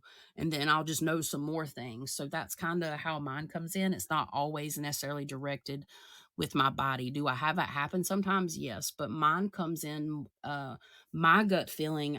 When I say gut feeling, it's not for me an actual feeling in my gut. Again, sometimes it is. It's just sometimes a knowing. So I will add that in. Well, I'm mostly clairsentient, though. Like, that's my Right, right. main, so that's how it would come in for me. That's how I know Exactly. first. Yeah, and exactly, Mhm. and that was my point is like, Yeah. different strokes for different folks, you know what I'm saying? So just be aware that if you just if you're using your discernment and you have a gut feeling, try to identify what that gut, that's actually a great thing, actually. Try to identify what a gut feeling means to you. Mm-hmm. And What yeah. I was gonna say, that's what she said. Strokes for different folks. Yep, roodles. Shake it like a You Polaroid can't just picture. say something like that and not expect me to say that. Yeah, you still don't know what I'm talking about, do you? The The strokes sh without No, the Polaroid picture. I don't know what I know what a Polaroid picture is, but I don't know the song. Okay, so guys, those that are listening, the reason I named this episode "Shake It Like a Polaroid Picture" is because on socials, the our cover art is actually of a Polaroid picture. Emily will know. She will know by the end of this episode exactly what I'm talking about, and you'll be like, "Oh shit, yeah, I know you will." If not, then I don't know if we can be friends anymore. I know the 303 song, Shake, Shake, Shake, Shake, Shake It. Jesus Christ, no. Okay, we'll talk about it. Hey Lamp fam! Have you been thinking of starting your own podcast venture? If so, consider using Podbean as your one-stop shop for everything podcasting. You can create, record, host, distribute, monetize, and merge your podcast all from the Podbean mobile app or your desktop setup. Podbean offers a 4-tier pricing plan that is sure to fit everyone's podcasting needs, starting with the free basic plan for anyone that signs up with an account. Chas and I currently use the Ultimate Audio plan that starts at $9.99 a month for a yearly subscription, and it really has been the most valuable tool as new podcasters with minimal equipment. Honestly, I just use my iPhone and iPhone headphones, and she just uses her tablet without her headphones. So it's like, even if you don't have a desktop computer, you could still record from any mobile device. It's awesome and it still sounds great. Use our link in the show's description box below or visit www.podbean.com/lamp. That's LAMP to start your podcasting journey. By using this link, you will receive 1 month of Podbean's Ultimate plan for free. You won't regret it. As always, thank you for your support, and now back to the show. Hey there, curiosity connoisseurs! Are you intrigued by all things strange, weird, and unusual, but too embarrassed to talk with your friends and family about it? Well, we're your family now. Join me, chronically curious Katie, And me, combat veteran Chris, as we don our tinfoil hats and question everything. from crazy mysteries, out-of-this-world conspiracies, and the unbelievable happenings all around us. Let's try to stay sane as we laugh and explore together through our podcast, Stop Thinking with Your Butt. Wherever you like to listen. You know what I just realized? What? I really do know the song. Hey, ya, Yes. You know it, everybody knows it, you either love it or hate it, and he won't even sing it anymore. That's because it was so freaking popular. That's the only song people ever wanted him to sing, and he's just probably like, nah, we done.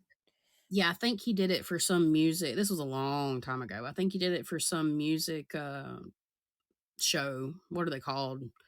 When all the stars get together and do award shows, the music awards or something like that. Yeah. And that was a lie. He's like, for the last motherfucking time. But anyways, we're reliving it today. Hell yeah. Yeah. Shake it. Shake it. All right. We're going to go ahead and quit our banter, and we're going to move on to the Pokemon part of our podcast, which is when we talk about the common, uncommon, rare, and ultra rare psychic Gotta abilities. catch 'em all so true. You teach Well, me. some of these, I think, are potentially unattainable in the way that they're applied, Yes. which we're going to get into. But if you take them and tweak them, some of them just a little bit, then it might make a little more sense. So first, we're going to start out with common. So a common one is automatic writing, which is the ability to draw or write without conscious intent. So this is something both Em and I do. It also goes along with automatic drawing, right? Mm-hmm. And really, you can do that with claircognizant abilities. You can do that with clairvoyant abilities. Um, some people may even be able to do it with clairsentient, like with the feeling, and then they just start drawing. It really actually, and then especially clairaudiently, I mean, that would be like a big one. So, really, all of the clairs can be related to automatic writing. A lot of times people can do this. Automatic writing means different things to different people. Some people just channel in like the spirits in a place. Some people channel in spirit or higher vibrational beings. I like to do a lot of my stuff through what would be considered channeling with automatic writing. So if I'm helping somebody, I am taking pen to paper because even though I can do it with typing, I prefer pen to paper because it's more intimate. Also, too, um, I do a bunch of scribbles and I make it look really wild looking. I'm not like a professional artist, but I do draw out the entities. Whether or not I take my time on them is another thing. I try to do it in 5 minutes or less and not give it a whole lot of. I get it to where I see it and what it deserves, and then I do my prayers, and I end up sometimes burning those pictures to get rid of them for different ways and stuff like that. But Emily, she might want to tell you guys a little bit about what she does with automatic writing or drawing. Mm-hmm. So for the writing part, I pretty much do what you do, Chas. And a lot of times I'll just start writing, or I'll be writing down the things that I'm seeing, and then it kind of like goes on from there, and it'll take its own course without me thinking about it.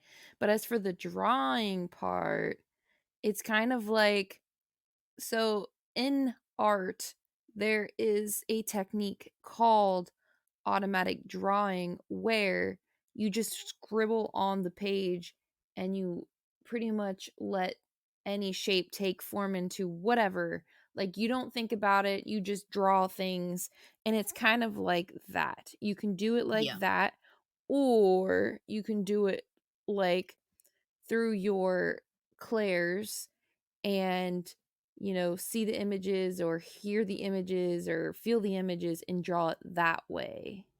I kind of do it more with the drawing part, I do it more clairvoyantly, and I'll draw right. it based off of what I'm seeing clairvoyantly. Same as But well. that is, Same as well. yeah, that's how I do that. So the next one is curse. Any expressed wish that some form of adversity or misfortune will befall or attach to one or more persons, a place, or an object. Honestly, that's pretty much anyone wishing ill will on another person for whatever reason. And, you know, I used to my mom used to yell at me for using foul language, and she'd be like, "Stop cursing." And I'd be like, "First of all, that's not cursing. Cursing is if I wished ill will on somebody. So, ha." And then she would get annoyed at me because I was right. But but this I feel like too is the most common thing too, because there's a lot of jealousy, a lot of Yeah, pettiness, a lot of ego. yeah, And and it's not just attached to witchcraft. yeah, it's everybody does this. I feel like The evil eye. the evil eye. It's like, "Oh, fuck that bitch. She just jipped me in the freaking grocery store line. I hope she slips on a banana peel," or whatever kind of Right. weird shit. It can be anything.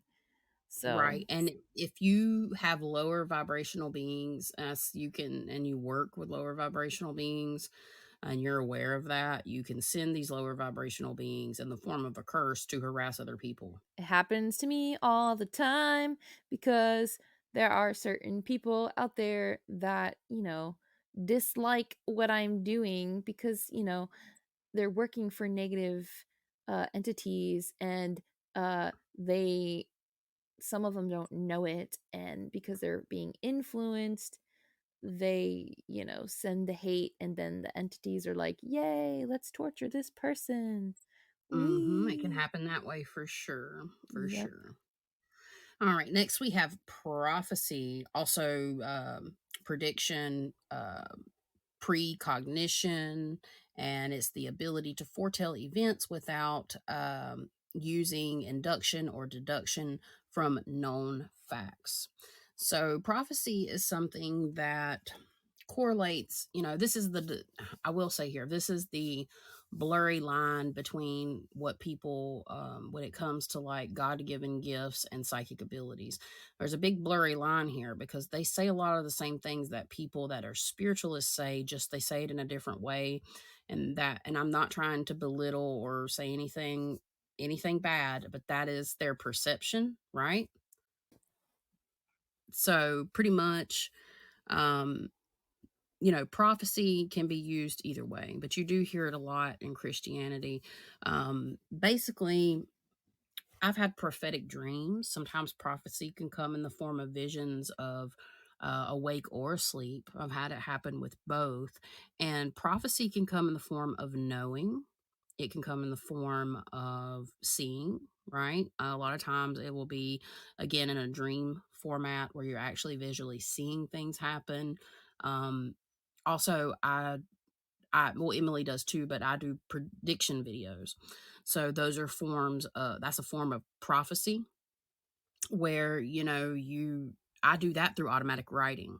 So you're going to see that a lot of these things can kind of be tied into each other. Prophecy, I don't know if you could do, I mean, you could answer this for me better.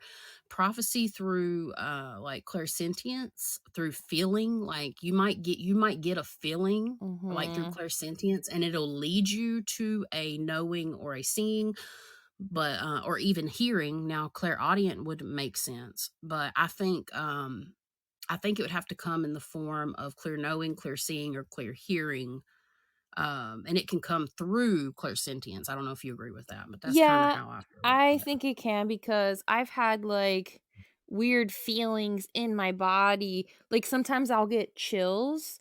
I call them truth chills. So that's kind of like part of the whole discernment thing, but also with being led to be or go somewhere too.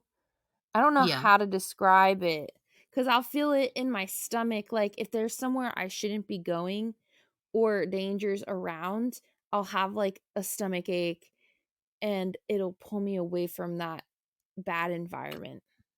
So that makes sense. That makes sense. And Mhm. that's on a level of like personal prophecy versus like worldly prophecy. But that's a good, I Mhm. mean, that's a valid point that I didn't think of, is you can have your own prophecy for yourself and your surroundings, or you can have worldly prophecy. And Mhm. commonly, of course, prophecy is known as worldly prophecy, but in a terms of clairsentient abilities, that makes a lot of sense. Mhm. For sure. And Because if you like would have went, I was going to say too like when it comes to world events, depending on the event if it's weather related, like crazy disasters, like if it's snow related, you could feel really really really really cold and be like what the heck's going on? And then it's kind of like a warning of saying, "Hey, this is going to about to happen." get snowed in, bitch. Yep. Yes. All right. Well, next we're going to talk about uncommon ones. And when I say uncommon, again, we still have rare and ultra rare. Rare. The reason I'm putting some of these in the uncommon department or section is because mostly everybody, if they try, can do some form of automatic writing. We already know that curses doesn't have to be through some type of spiritual practice. It can be done with wishing ill intent. Everybody can do that, and prophecy is actually very common. People just get that gut feeling, right? Well, here's some that are a little more uncommon, but they can occur, and they occur with people that potentially, in a lot of the cases here that identify with having psychic abilities, but again, it can just be people that don't too. Just a couple of these, and you'll see what I mean. So, basically, the next one that I have, or the one that I have starting off with uncommon, is witnessing, the gift of being visited by high profile spiritual beings such as Mary, Jesus, or high vibrational beings. This happens to a lot of people, even if they don't consider themselves to be psychics or psychic mediums or whatnot, or 100% spiritually gifted. But this did happen to me, and this is what set forth, in my opinion, my spiritual path. And I've incorporated that experience, or integrated that experience into my being, actually, if you want to say it that way. But it is more uncommon for people to be visited by high profile spiritual beings. Next, I think you've got the next one for us. Astral projection or mental projection. So that's the ability to voluntarily project an astral body or mental body being associated with the out of body experience in which one's consciousness is felt to temporarily separate from the physical body. It is also known as remote viewing. So, Right. yes, that is something I do on a daily basis, whether I intend to or not. Right. And you can, astral projection and remote viewing are very similar. I personally think they're a little bit different, for Mhm. me and my situation, but they are very similar because I don't consider myself astral projecting when I remote view or vice versa. But it is a fair assessment that it falls within that category of astral projection and mental projection. I would say uh mental projection would be closer to remote viewing, in my opinion. I don't know. Well, I would Maybe that's just, say remote viewing is a type of astral projection. yeah, falling within the category for Mhm. sure. I agree with that. They're similar, just a tiny bit different. But yeah, astral projection is something that a lot of people actually do, but they might not be aware of it, and it might not happen very often, right? Mhm. So uncommon. It is uncommon, but it's more common for people that have worked on their spiritual stuff. And sometimes people like me, when I was 12, I didn't even know what it was. Mhm. All right. Next, we have mediumship or channeling, which, of course, is the ability to communicate with spirits. Basically, not everybody has the ability to communicate with spirits. It is more uncommon. Being a psychic or an intuitive is actually more common than being a medium. So you have to be able to talk to spirits in some way, form, or fashion with Clair audience, Clair sentience, or not Clair, I'm sorry, Clair cognizance and clairvoyance. You can do this through signs and symbols again. You can do it through words. You can do it through thoughts. And actually, clairsentience is too, because you can do it through feelings. But generally, you have to have some form of communication with a spirit on the other side, whichever vibrational scale they fall on. But yeah, so we've talked about that quite a bit. For shizzle. So then the next one would be the IDI. I hope I'm saying that right. So that's psychic abilities gained through Buddhist meditation. Yep. And that would relate to other spiritual practices outside of, Western Mhm. stuff. Like, I think at some point we may go into different types of psychic abilities throughout the world. I think that would be something fun to do one day. Maybe. Mhm. Maybe we should do that. Yeah. Um, Next, we have energy medicine, which is the ability to heal with one's own empathic, astral, mental, or spiritual energy. So, we are actually talking about that today, being able, how I want to fully be able to heal with spirit, earth energy, people energy, animal energy. And there are people that specialize, especially people that are associated with like earth energy themselves, kind of like Emily. They have the ability, and some people are just natural born healers, to be able to move energy.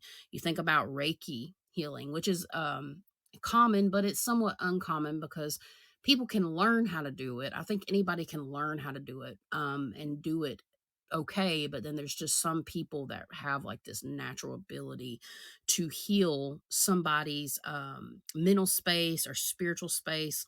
And I think, people can do that on a day to day level as well, just by tuning in to somebody and listening to somebody. talk and like work through their problems. You can help them heal by being supportive. So could have that could have fallen under a common category, but since we're kind of sticking to psychic abilities, I put it in more of an uncommon situation, and it is possible. So it is directly associated with kind of what Em and I do. Mm-hmm. Next one is object channeling or psychometry. So you can pretty much pick up an object and see its history and see where it's been or things that have happened around it. And it's one of my favorite things that I like to do to get information.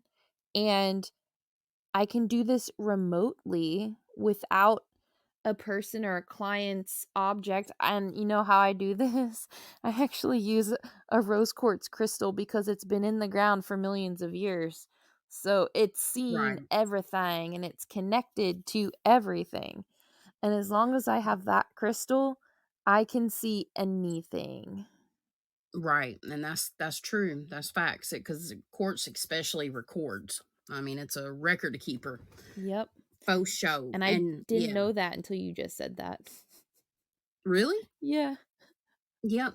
Quartz is commonly used in sometimes it's lab grown quartz, but like our electronics, like all kinds of stuff, Mhm. uses it. Yep. I love using it. Yeah, it's important too to note that that specific psychic ability is closely associated with being able to feel energy. So, like you were talking about stones and stuff, Mhm. it's a good time to say that that's associated with being clairsentient. And now, so you don't have to be, but it is a physical touch within your body. You're physically holding something. So I think that's why you're so good at it, is because you have such strong clairsentient abilities. Um, and just being able to feel energy in general running throughout your body when you hold things with higher vibrations like stones and different types of metaphysical properties of different herbs and all kinds of stuff. But what it will do is induce visions or clear knowing and all that. It kind of works together in a network. But yeah, it's really Mhm. cool technique. And the thing is, when you have something like crystals or rose quartz, it's like I said, it's been in the ground for millions of years, and if you go into it with the understanding that everything's connected, um it makes it a whole lot easier to get information off of it. Absolutely. It takes your belief and your understanding. The more you have knowledge about this stuff, the more you will become enlightened and be able to perform certain extrasensory perceptions and psychic abilities. I agree. Mhm. Next, we have the ultra rare category, or I'm sorry, excuse me, rare category. I was trying to jump ahead to like Superman status. So basically, it refers to things that are heard of, but for the most part, people, if they pull it off, you would think of a party trick or a magician or an illusionist. It's not to say that it's impossible, it's just rare. And this is Mhm. where we get into the realm of kind of thinking about things from a different perspective, potentially. Mhm. So, Emily, you got the first one for us? Yep, bilocation, the ability to present in two different places at the same time, usually attributed to a saint, and you have rare there, and then it could be related to split consciousness. I think so, and I do this a lot, especially when I channel Absolutely. while I'm awake, because I'm focusing on everything around me in the present while also focusing on astral projecting to where I need to go for the client. And then I've had it where I've astral projected and was able to look during the astral projection in multiple points of view. So, like, I could see through a person's eyes while watching from the third person. And I don't know if you've Yep. ever had that experience, but that's something that happens to me a lot. Absolutely. Yeah. Absolutely. I do it a lot with people's dreams. Yeah. Like, that's how I'm able, like, if somebody has a dream and it's not just a dream, it's actually some type of experience. I do that a lot. I'm able to actually see through the dreamer's eyes. I don't know if that's associated like with a Native American not skinwalker, shit, Dreamwalker? dreamwalker. Yeah. I don't know what it is. I haven't 100% figured it out for myself, but it does allow me to interpret people's dreams, which I'm considering offering as a very inexpensive, interesting, fun service that I would enjoy doing. Anyway, Mhm. I think it would be really cool to do it because I mean, I Hell don't know. yeah. And I see things like that sometimes through other people's experiences too, outside of dreams. But it started mainly with seeing other people's dreams. They're like, "How did you know?" Mhm. Because I was like, I would see their dreams, and they would be, for example, or their experiences where they're laying in bed, and then like from their perspective. So, yeah, I agree. I think that it can be your spirit body. I think your spirit or your astral form can Mhm. travel. I do that commonly with remote viewing, or again, like you were saying, astral projection. So I think it is rare, meaning like, I wonder if they mean like physically splitting and like your being there. You know what I mean? Like seeing the other person in two Mhm. places at one time. That's where you get to like maybe saint status or Mhm. Jesus or something like that. But I do think it is rare, but I think it's still possible. I just thought of something. So you know What's that? how when you see a person's house and the layout's backwards, Yes, it's because of how you're viewing it. So if you're viewing it through the person's eyes versus not. Does that make that's sense? true. That could be very possible actually. I'm gonna note that, and we'll give you guys updates because that is very, very possible. Um, I constantly, when I remote view, for the most part, I see things in reverse. But I do have to say, when I see things through people's eyeballs, I do see it more likely, sometimes the right way. I know that sounds weird, but Mhm. and it makes me think about how, our eyes, our literal eyes, the operation, how it reflects the image upside down, and then Mhm. our brains perceive it as right side up. I don't know. It's something to do with all that for sure. It's something to look into. Mhm. Next, oh, go ahead. I was gonna say Spirit told me that just now. They're like, "Oh, it's because it depends how she's viewing it. If she's viewing it from the person's eyes or if she's there in like not in the person's eyes." Right, that makes sense. It's the upside down. Mhm. All right. So next we have cryokinesis, the ability to control ice or cold with one's mind. Okay. I personally have never heard of this. Me This is neither. getting into, yeah, the rare category, but I have heard of vibrations controlling water that makes ice crystals. Like, Mhm. we might speak of this a little later, but in this episode, but basically, our vibrations and sounds can do that. So, and vibrations and sounds are different in a way than our vibration, but it's still a vibration. So, is it possible? Yes. Do you see people out here doing it? Not really. I think it's just possible in a different way. Yeah. I think it's like expectation versus reality kind of thing. Exactly. It'd be nice to be an ice bender or a water bender though, like in Avatar. Yeah. Hell yeah.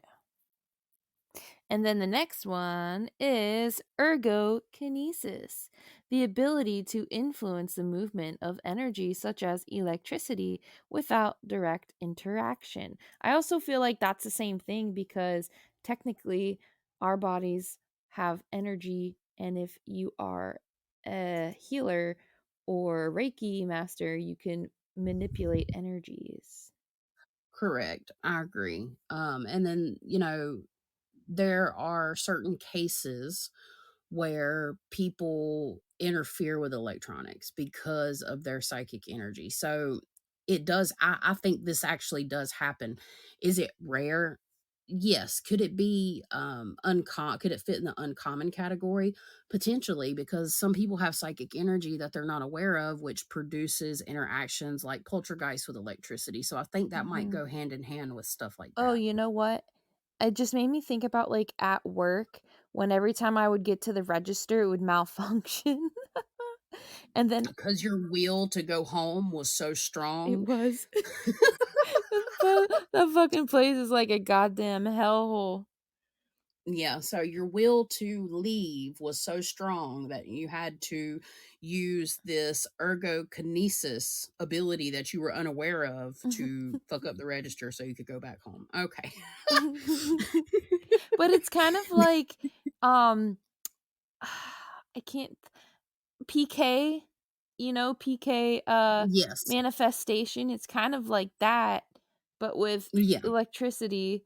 So it's kind of like thinking something and then it happening too, to manifest right. it because your desire is so strong. Because I Absolutely. fucking I hated it agree. working on the goddamn register. I hate it so much. Next, we have psychic surgery. So, this is interesting. The ability to remove disease or disorder within or over the body tissue, an energetic incision that heals immediately afterwards. Okay, okay, okay. Look, I ain't never seen nobody open somebody up with their hands and like they're wide open, like they're in full surgery, and then reach their hand in there with some psychic energy and like rearrange your organs and shit. I'm not down with that.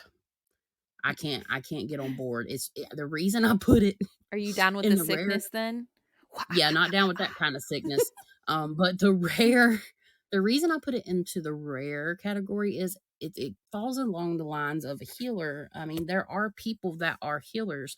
I have seen and witnessed things and people be healed through the power of prayer when a bunch of people come together and focus their intent on something, whether you want to call that praying or manifesting, whatever you want to call that. Because again, guys, we just fight over the words and what they mean, and or we're not really looking at the action at hand. But it is very possible. People say it's God too. I mean, I believe that, but I think that's why I put it in the rare category, because people can be healed. There's different like with Reiki healing, when you clear out your chakras, you will have things go away in your body, things that hurt you. So in terms of somebody doing performing this, the way that it talks about psychic surgery, no. I mean, I'm not could somebody have done it in the past? Jesus. Potentially.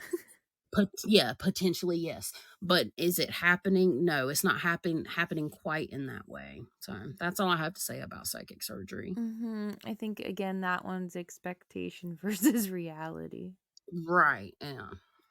So the next one is it called xenoglossy? Is that how you Yeah. pronounce it? Xenoglossy? Xenoglossy. The ability of a person to suddenly learn to write and speak a foreign language without any natural means, such as studying or research, but that is often rather bestowed by divine agents. Not, well, okay, but it can happen with demonic possession too. But okay, Yes. I have a story. I have a Yes. story with this.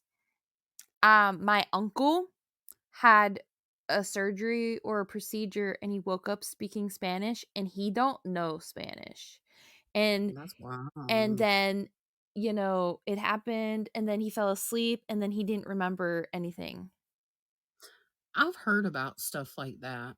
Fucking And then weird. it comes in, yeah, it comes into question is like everything that we hear actually, they say it's stored in our Mhm. mind. So, and at some point we've learned it, but we just don't access it because we have no need to use it. But then you also have the point of, I've heard that with people getting like transplants Mhm. of other people's organs and that happening. Also, too, it makes me think about you when you pick up on Oh, the certain accents. energies. Yes, that's what I was thinking you were going with it. But yeah, that's wild about your uncle. And I mean, could it be? I mean, in a negative sense, when you're talking about like a demon possessing somebody, yeah, that's facts. Also, you can certain types of channeling mediums will do this too. So that's where you would come in. Go ahead and tell your part, because I know you said it last episode, but say it again. Yeah, I was playing games, and then all of a sudden I started speaking with a Russian accent. And listen, I've tried to speak with a Russian accent because a lot of times I'll speak with a English accent. And I learned recently that I have a spirit guide that has a English or an English accent. And when I channel them, I will speak with that English accent. But the other day, I was speaking in a Russian accent and I didn't even realize it. And my friends are like, "What is going on? Why are you speaking in a Russian accent?" I'm like, "I'm speaking in a Russian accent?" And they're like, "Yeah." And I'm like, "Damn." Like, cuz I wasn't really thinking about it. But yeah, there was a dead person there who was Russian. It's interesting. That's very interesting. Yeah, and certain people have, I can't remember what it is off the top of my head. If I wasn't trying to like think about it and cognitively put it together at this point in time, I'd be able to tell you, but we're just going to go with it. Certain people have that thing where they just constantly speak in other accents that I've heard of. Now, this is unassociated with psychic stuff. I'm talking about like there's a condition or some type of something, and it's not necessarily a bad thing. It can be, but certain people speak in a certain accent, a certain way. You know what I'm saying? Does that make sense? What's the name of that? I don't know. Maybe you guys know. Tell us. Leave us a comment down below if you're listening on YouTube.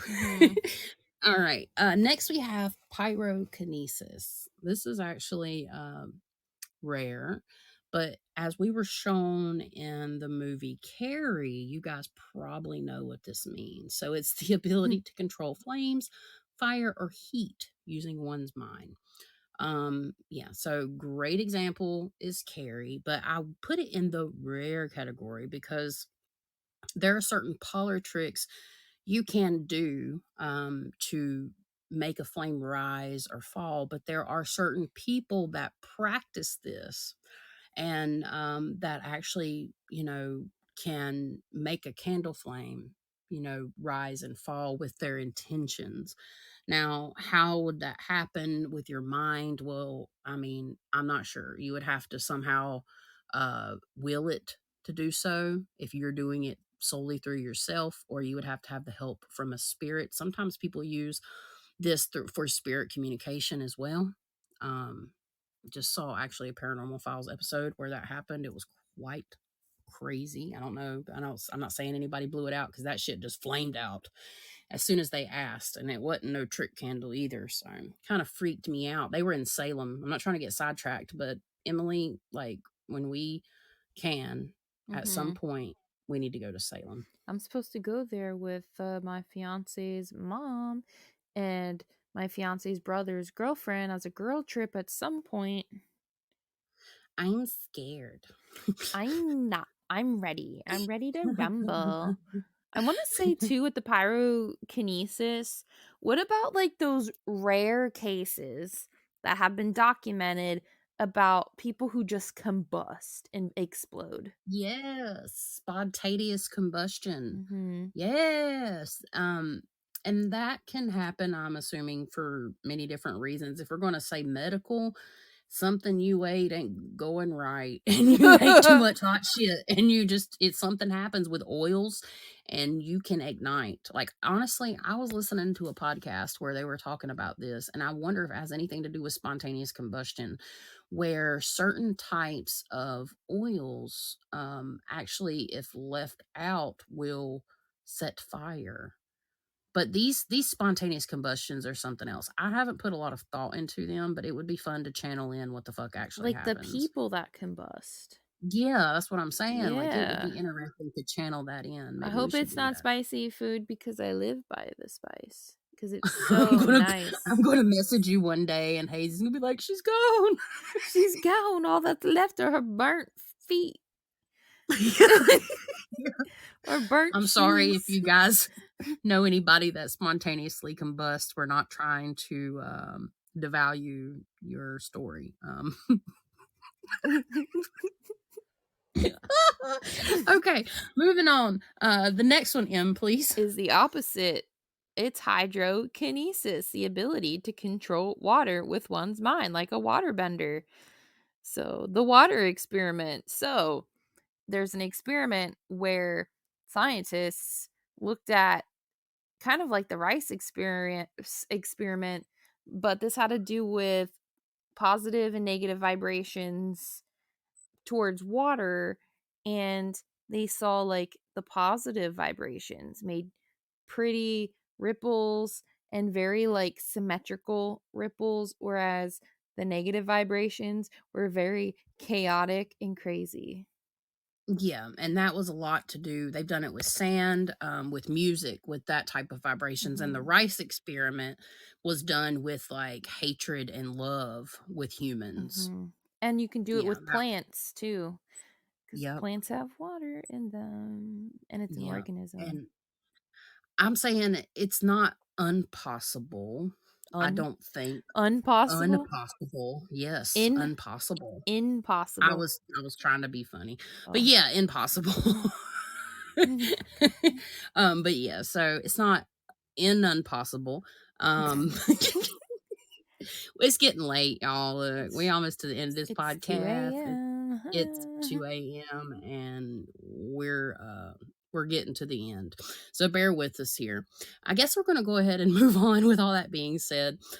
Ultra rare. This Mhm. is Superman This status is where as we seen on TV. or the hollows of our Pokemon deck. Yeah, God status. Yes. Emily, So we would you like? have, yes, levitation or transvection, the ability to float or fly by mystical means. The only time I've like heard of this on record is through possession, like it being in the physical, but like if we talk astral projection, I feel like it's common, but in the physical, Right. yeah, it's super duper rare. And a lot of times when it does happen, it's due to an extremely malevolent devil entity.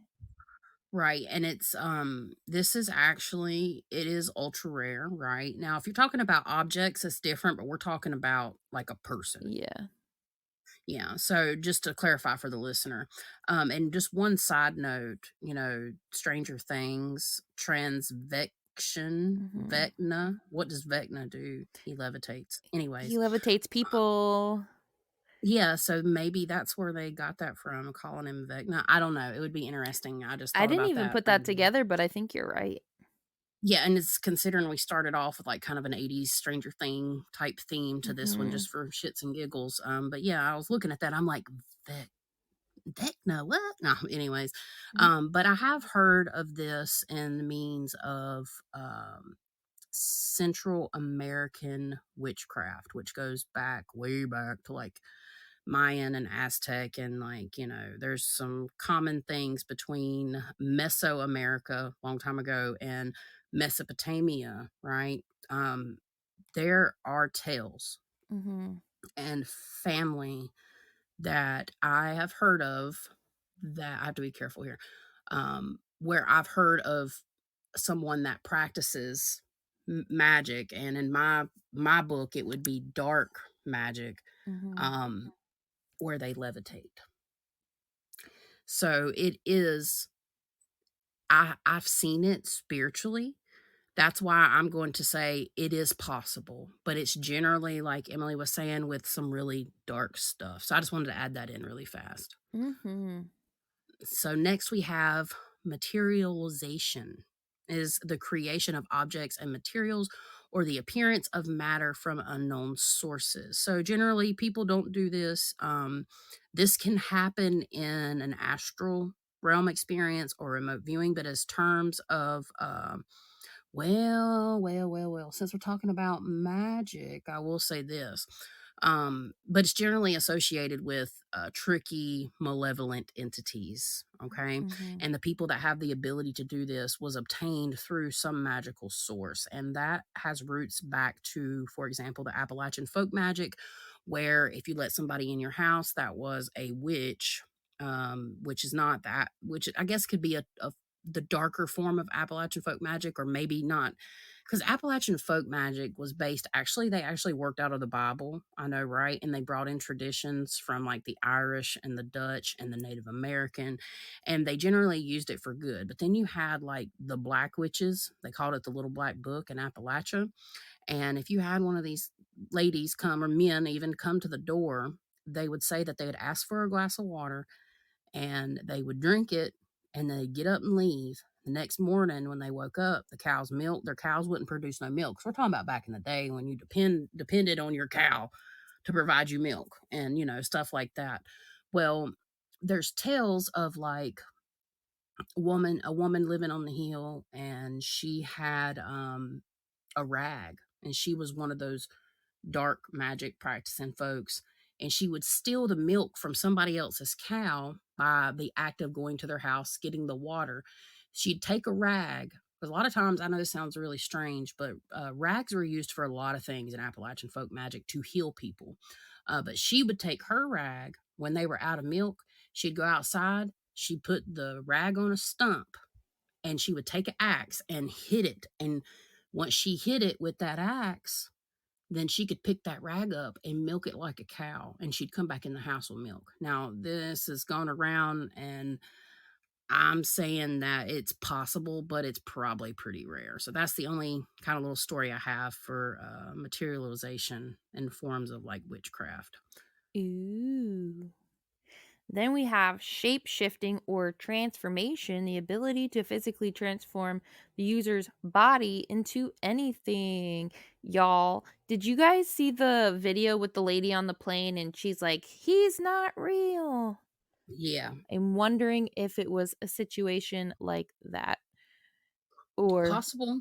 or um she just saw him for what he was, but Right. And some people think that there's certain types of beings or entities, well, especially entities, but beings, particularly extraterrestrial, mhm. that can actually do that. You have the whole reptilian thing. And Mhm. I'm not going to get into all that right now, but that's just, one thing. Shape shifting is a part of the traditions I was talking about in Mesoamerica, Mhm. so what is now Central America, and the practicing that is common. They actually would turn into animals and stuff. Again, I've seen that spiritually, and I actually pulled in like some information about the gods they worshipped and stuff that I was able to validate between somebody and online, and it freaked me the fuck out. So, and then you have Skinwalker. Yeah. Yeah, you have different types of legends, and I think that these types of magical practices, when we hear about these stories and stuff and looking back on them, we call them mythology and stuff like that. But has anybody ever thought that it may have been very possible that all this was happening and then something just happened where we had all that knowledge taken away from us? Mhm. Yeah, for real, for real. Like a lot of people talk about that. There is a point in time in history where we lost a lot of our magical knowledge, and good, bad, and any kind of way. But yeah, Mhm. so next we have telekinesis or psychokinesis. This is the ability to influence a physical system without physical interaction, typically manifesting as being able to exert force, control objects, and move matter with one's mind. Which 11 could is come perfect. in as a poltergeist. Exactly. So, I mean, yes, that is common. A, That could be common or fit in the common or uncommon a category. type But of as poltergeist. right, and it has been said, and I believe that there are people that have been able to do this at some point, but it is rare to have this ability to look at a Coke can and crush it. Yeah. It's rare. It's ultra rare. Like not many people are going to be able to do that in the physical period. But is it possible? I personally think so. So I Mhm. don't know if you have anything you want to add to I that, think but I did it by accident. Like right, once. with that damn thing that was on the table, and I messaged you and I'm like, I was vacuuming and the thing just yeeted off my table. Right. Well, I've said this before and I'll say it briefly again. My grandmother, on a separate occasion, because there's two family members that's talked about this. My grandmother said it was back in like the 70s. She was sitting here looking at the window, and this is when all this stuff was coming out, and getting real popular and everything because of the projects they were working on and all that stuff in the government and everything, and the movies and shit like that. She focused on a window. It was open, and she focused on it. She says she sat there and just concentrated on it. She said it slammed. I believe her. She had no reason to lie. And then my mom just nonchalantly one night told me, she's like, I used to do, we were talking about psychic abilities. She's like, you know what I used to do when I was a kid? And it's just really weird. And I'm like, what's that? She's like, well, I was at Mama's house because she lived with her grandmother, which was my great grandmother, called her Mama. She's like, I was at Mama's house and Mama would piss me off because she was wild when she was a teenager. She did what she wanted to. It was the 80s, you could run off and do what you wanted to back then and everything was fine. Well, she'd get mad. Her and grandma would fight. And she's like, I used to sit on my bed and I'd slam the door just to be a bitch. She's like, I'm like, what do you mean? She's like, the door would just slam. I'd want it to slam and it'd slam. And this was during her time of puberty. This was during her transition time. So I don't know. Maybe the stuff that I do across space and time is somewhat similar, but I've never focused hard enough to try to do anything like that. And I don't know if I'd ever want to waste my energy on something like that because the amount of mental energy you would expend trying to do something like that, unless it was unknowingly put through your emotions, Mm-hmm. would be tremendous. AK-11, actually, to correlate that back. But yeah, that's all I got for telekinesis or psychokinesis. Next one is photography, the ability to impress an image by burning it on a surface using one's own mind only. Possible, maybe. Not saying it never happened, but that's some Superman shit. Is that like you're staring at a piece of wood and let's say you're thinking about a fish and then a fish is burned onto it? Or is it like you're thinking of an image and you're trying to project it into someone else's head to see it? Shit, I think it would be both, because if you're looking at a piece of wood and it just starts burning, who's got is it on fuck the eyes, and freaking fracking, it's on the tip of my tongue. The eyes of Superman? No, yeah, but also the other one with Wolverine. I know what it is, but I'm on point now. Oh, X-Men. yeah. If you start looking at something and shit starts burning into the wood, whether it's a picture or not, something's wrong. Something is wrong. I don't know. That's wild to me. Now, I'm not saying it never happened, but yeah, I mean, I think it could be both. I think it could be a line, a dot, an image. I don't know, but I told you guys some of this stuff was like was really Pokemon status, so it's all kind of in an inside jokingly way. Makes sense now, probably after that one. Next, we have teleportation. The ability is the hypothetical transfer of matter or energy from one point to another without transversing the physical space between them. Well, we do this, but it goes back to what we were talking about with, remote viewing, astral travel, all that kind of stuff. But we're not physically like in our flesh body teleportation. We're not doing that. I'm not saying it ain't never happened, because some people have like disappeared and come back.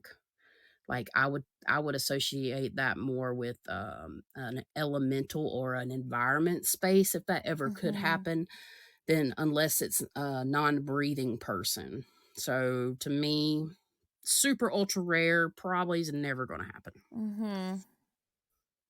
And then we've got atmokinesis, the ability to control the weather, such as calling rainfall or storms, like Storm, the X-Men.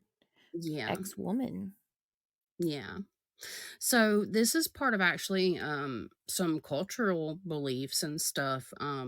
I think it is rare for an individual. Some people claim they do that. I'm not saying it's not possible. I think it is possible. I think maybe people get the intuition sense and know that it's going to rain, and maybe they feel that in their body, and then they're like, I'm going to make it rain. I don't know. I mean, I don't make it know. rain on these hoes. Make it rain. But yeah, that's pretty much of all the crazy shit we have to talk about for the common, uncommon, rare, and ultra rare psychic abilities. I know some of those were silly, but I figured I'd include them because some people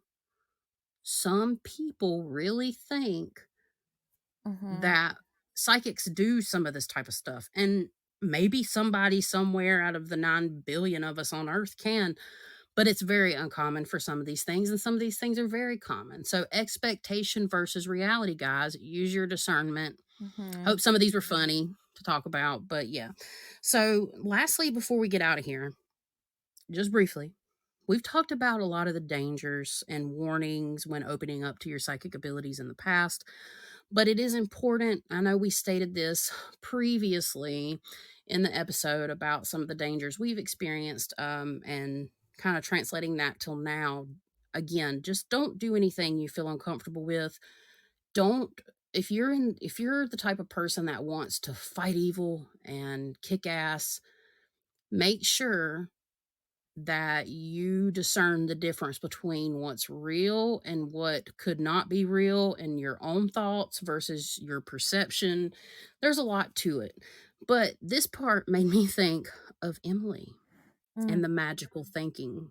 So, Emily, would you please enlighten us on what I'm trying to say just in the words of magical thinking? Yep. So magical thinking has to do with when someone believes that, certain things are caused by a paranormal activity when it's really not. And, or have supernatural or paranormal meanings. And maybe they're just like looking into things way too deep than trying to debunk. And it's kind of like they skip the whole like ruling things out and debunking things because We debunking things tonight, oh no, I bitch. can't fucking talk. It's okay. I got the sleep base. But I'm going to make a t-shirt that says that. the bucking. We debunking things tonight, bitch. But it's like their imagination kind of takes over, and their it's like less psychic abilities and more imagination. And sometimes people use that as a way to disassociate, as a way of a Yes. coping mechanism, and they their life sucks and or is boring or whatever other reason. There's so many reasons, but Right, right. they want to live in a fantasy land. Yeah, it's very common actually. Mhm. And it's very easy to get into when you're getting into this stuff. It is very easy to get into that kind of mind space because when you start out, some people are like great from the beginning, but the majority of us have to actually like ascend. Not Mhm. everybody's like put here with a master ascension. And I mean, I would say everybody has to learn and grow, but I'm sure you guys know what I mean when I say like some people just have gifts stronger than others from a very early age, some of us later in life. And it's easy to get wrapped up in, especially at the beginning. Mhm. It seems it's easy to get wrapped up into things and signs and symbols, and they're all very important because you're working with signs and symbols as a psychic, as a medium, as an intuitive. But there comes a point where I call it like I see a lot of people out here wanting to do, they call themselves light warriors, light workers, and that is a real thing. I Mhm. mean, I 100% believe that, but I feel like some of these people have watched too much anime. Now, Yeah. granted, I've sat here and talked about using different elements in my visual space, and I thought that was, sometimes I'm like, I'm fucking nuts until you start getting validation. Mhm. When you start getting validation on this stuff and other people are having experiences, not necessarily like you, but against the psychic information you're getting, that's why validation is so important. But it's also very important to stay grounded. You want to debunk things. You want to, like Emily was saying, and you want to take it slow. You don't want to bite off more than you can chew, because if you just started out doing this within you're like, let's say you're grown and you've only been really getting psychic impressions for 6 months, you don't want to take on something you don't understand, because there's absolutely no way, unless you've channeled every single day, that you know exactly what you're doing. And, me and Emily have been put in situations where we've bit off more than we can chew learning, and we've paid the price for it physically, mentally, emotionally, like we were talking about in, earlier parts of this episode. So this is just kind of like a warning to those that are getting started. We're not trying to scare you. We're just telling you from our experience. Just do what you feel comfortable with. Follow your gut. Stay grounded. Stay spiritually protected. All of the above. It's very important, because doing work with like haunted stuff, like low vibrational beings, is dangerous. And even working like as a psychic medium, even channeling in the dead from the light, can be taxing and draining. It can hurt your body. It can make you sick, can make you have disease. Like, you have to be spiritually protected and grounded, period. So Yep. I just felt it was important to leave that off, or leave off on that note. So, guys, Yeah. I think that's it. I I think we're done. check yourself before you wreck yourself. But yeah, guys, it's 2:20 a.m. and I'm going to do some more work, but just not on this. I got a lot more work to do. I have itchy tonight. eyes and I want cornbread. That sounds so good. Ooh, I want salsa cornbread, like Mexican cornbread. Oh man, yeah, you can put a little salsa in your cornbread. Not add as much water, and add salsa if you're going to do like the mix, unless you're making it from scratch. And yeah, you can add a little milk, milk with salsa. It's really good. But yeah, it's been a very interesting episode. We've got some things we're going to discuss next week. Next episode. So 2 weeks from this episode, we're going to talk about divination. Whee! Yes, divination. So we'll be covering some things associated with that, and have a little more context than that, but we don't want to tell you everything. Let's keep you in a little bit of suspense. So you know what to look forward to in our next episode. Thank you guys so much. If you've made it this far, you are fucking amazing. Word. You're the best. All right, guys. Well, Emily, do you have any last words? Hey ya, hey ya. Shake it, shake it. All right, we gotta go, guys. That's a wrap. Bye. Hey, if you have a haunted story you want to share, you can email us at lightsatmidnightpodcast@gmail.com. Get in touch with us there. We'd love to hear from you. We really appreciate y'all hanging around and checking it out.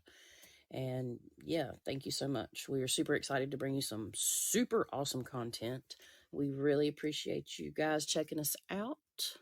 Thank you to all that took the time to listen to this week's episode. Your support means the world to us. And remember, all of us have the ability to shine brightly and shed positivity, even in the darkest of places. Stay safe, stay well, and light it up!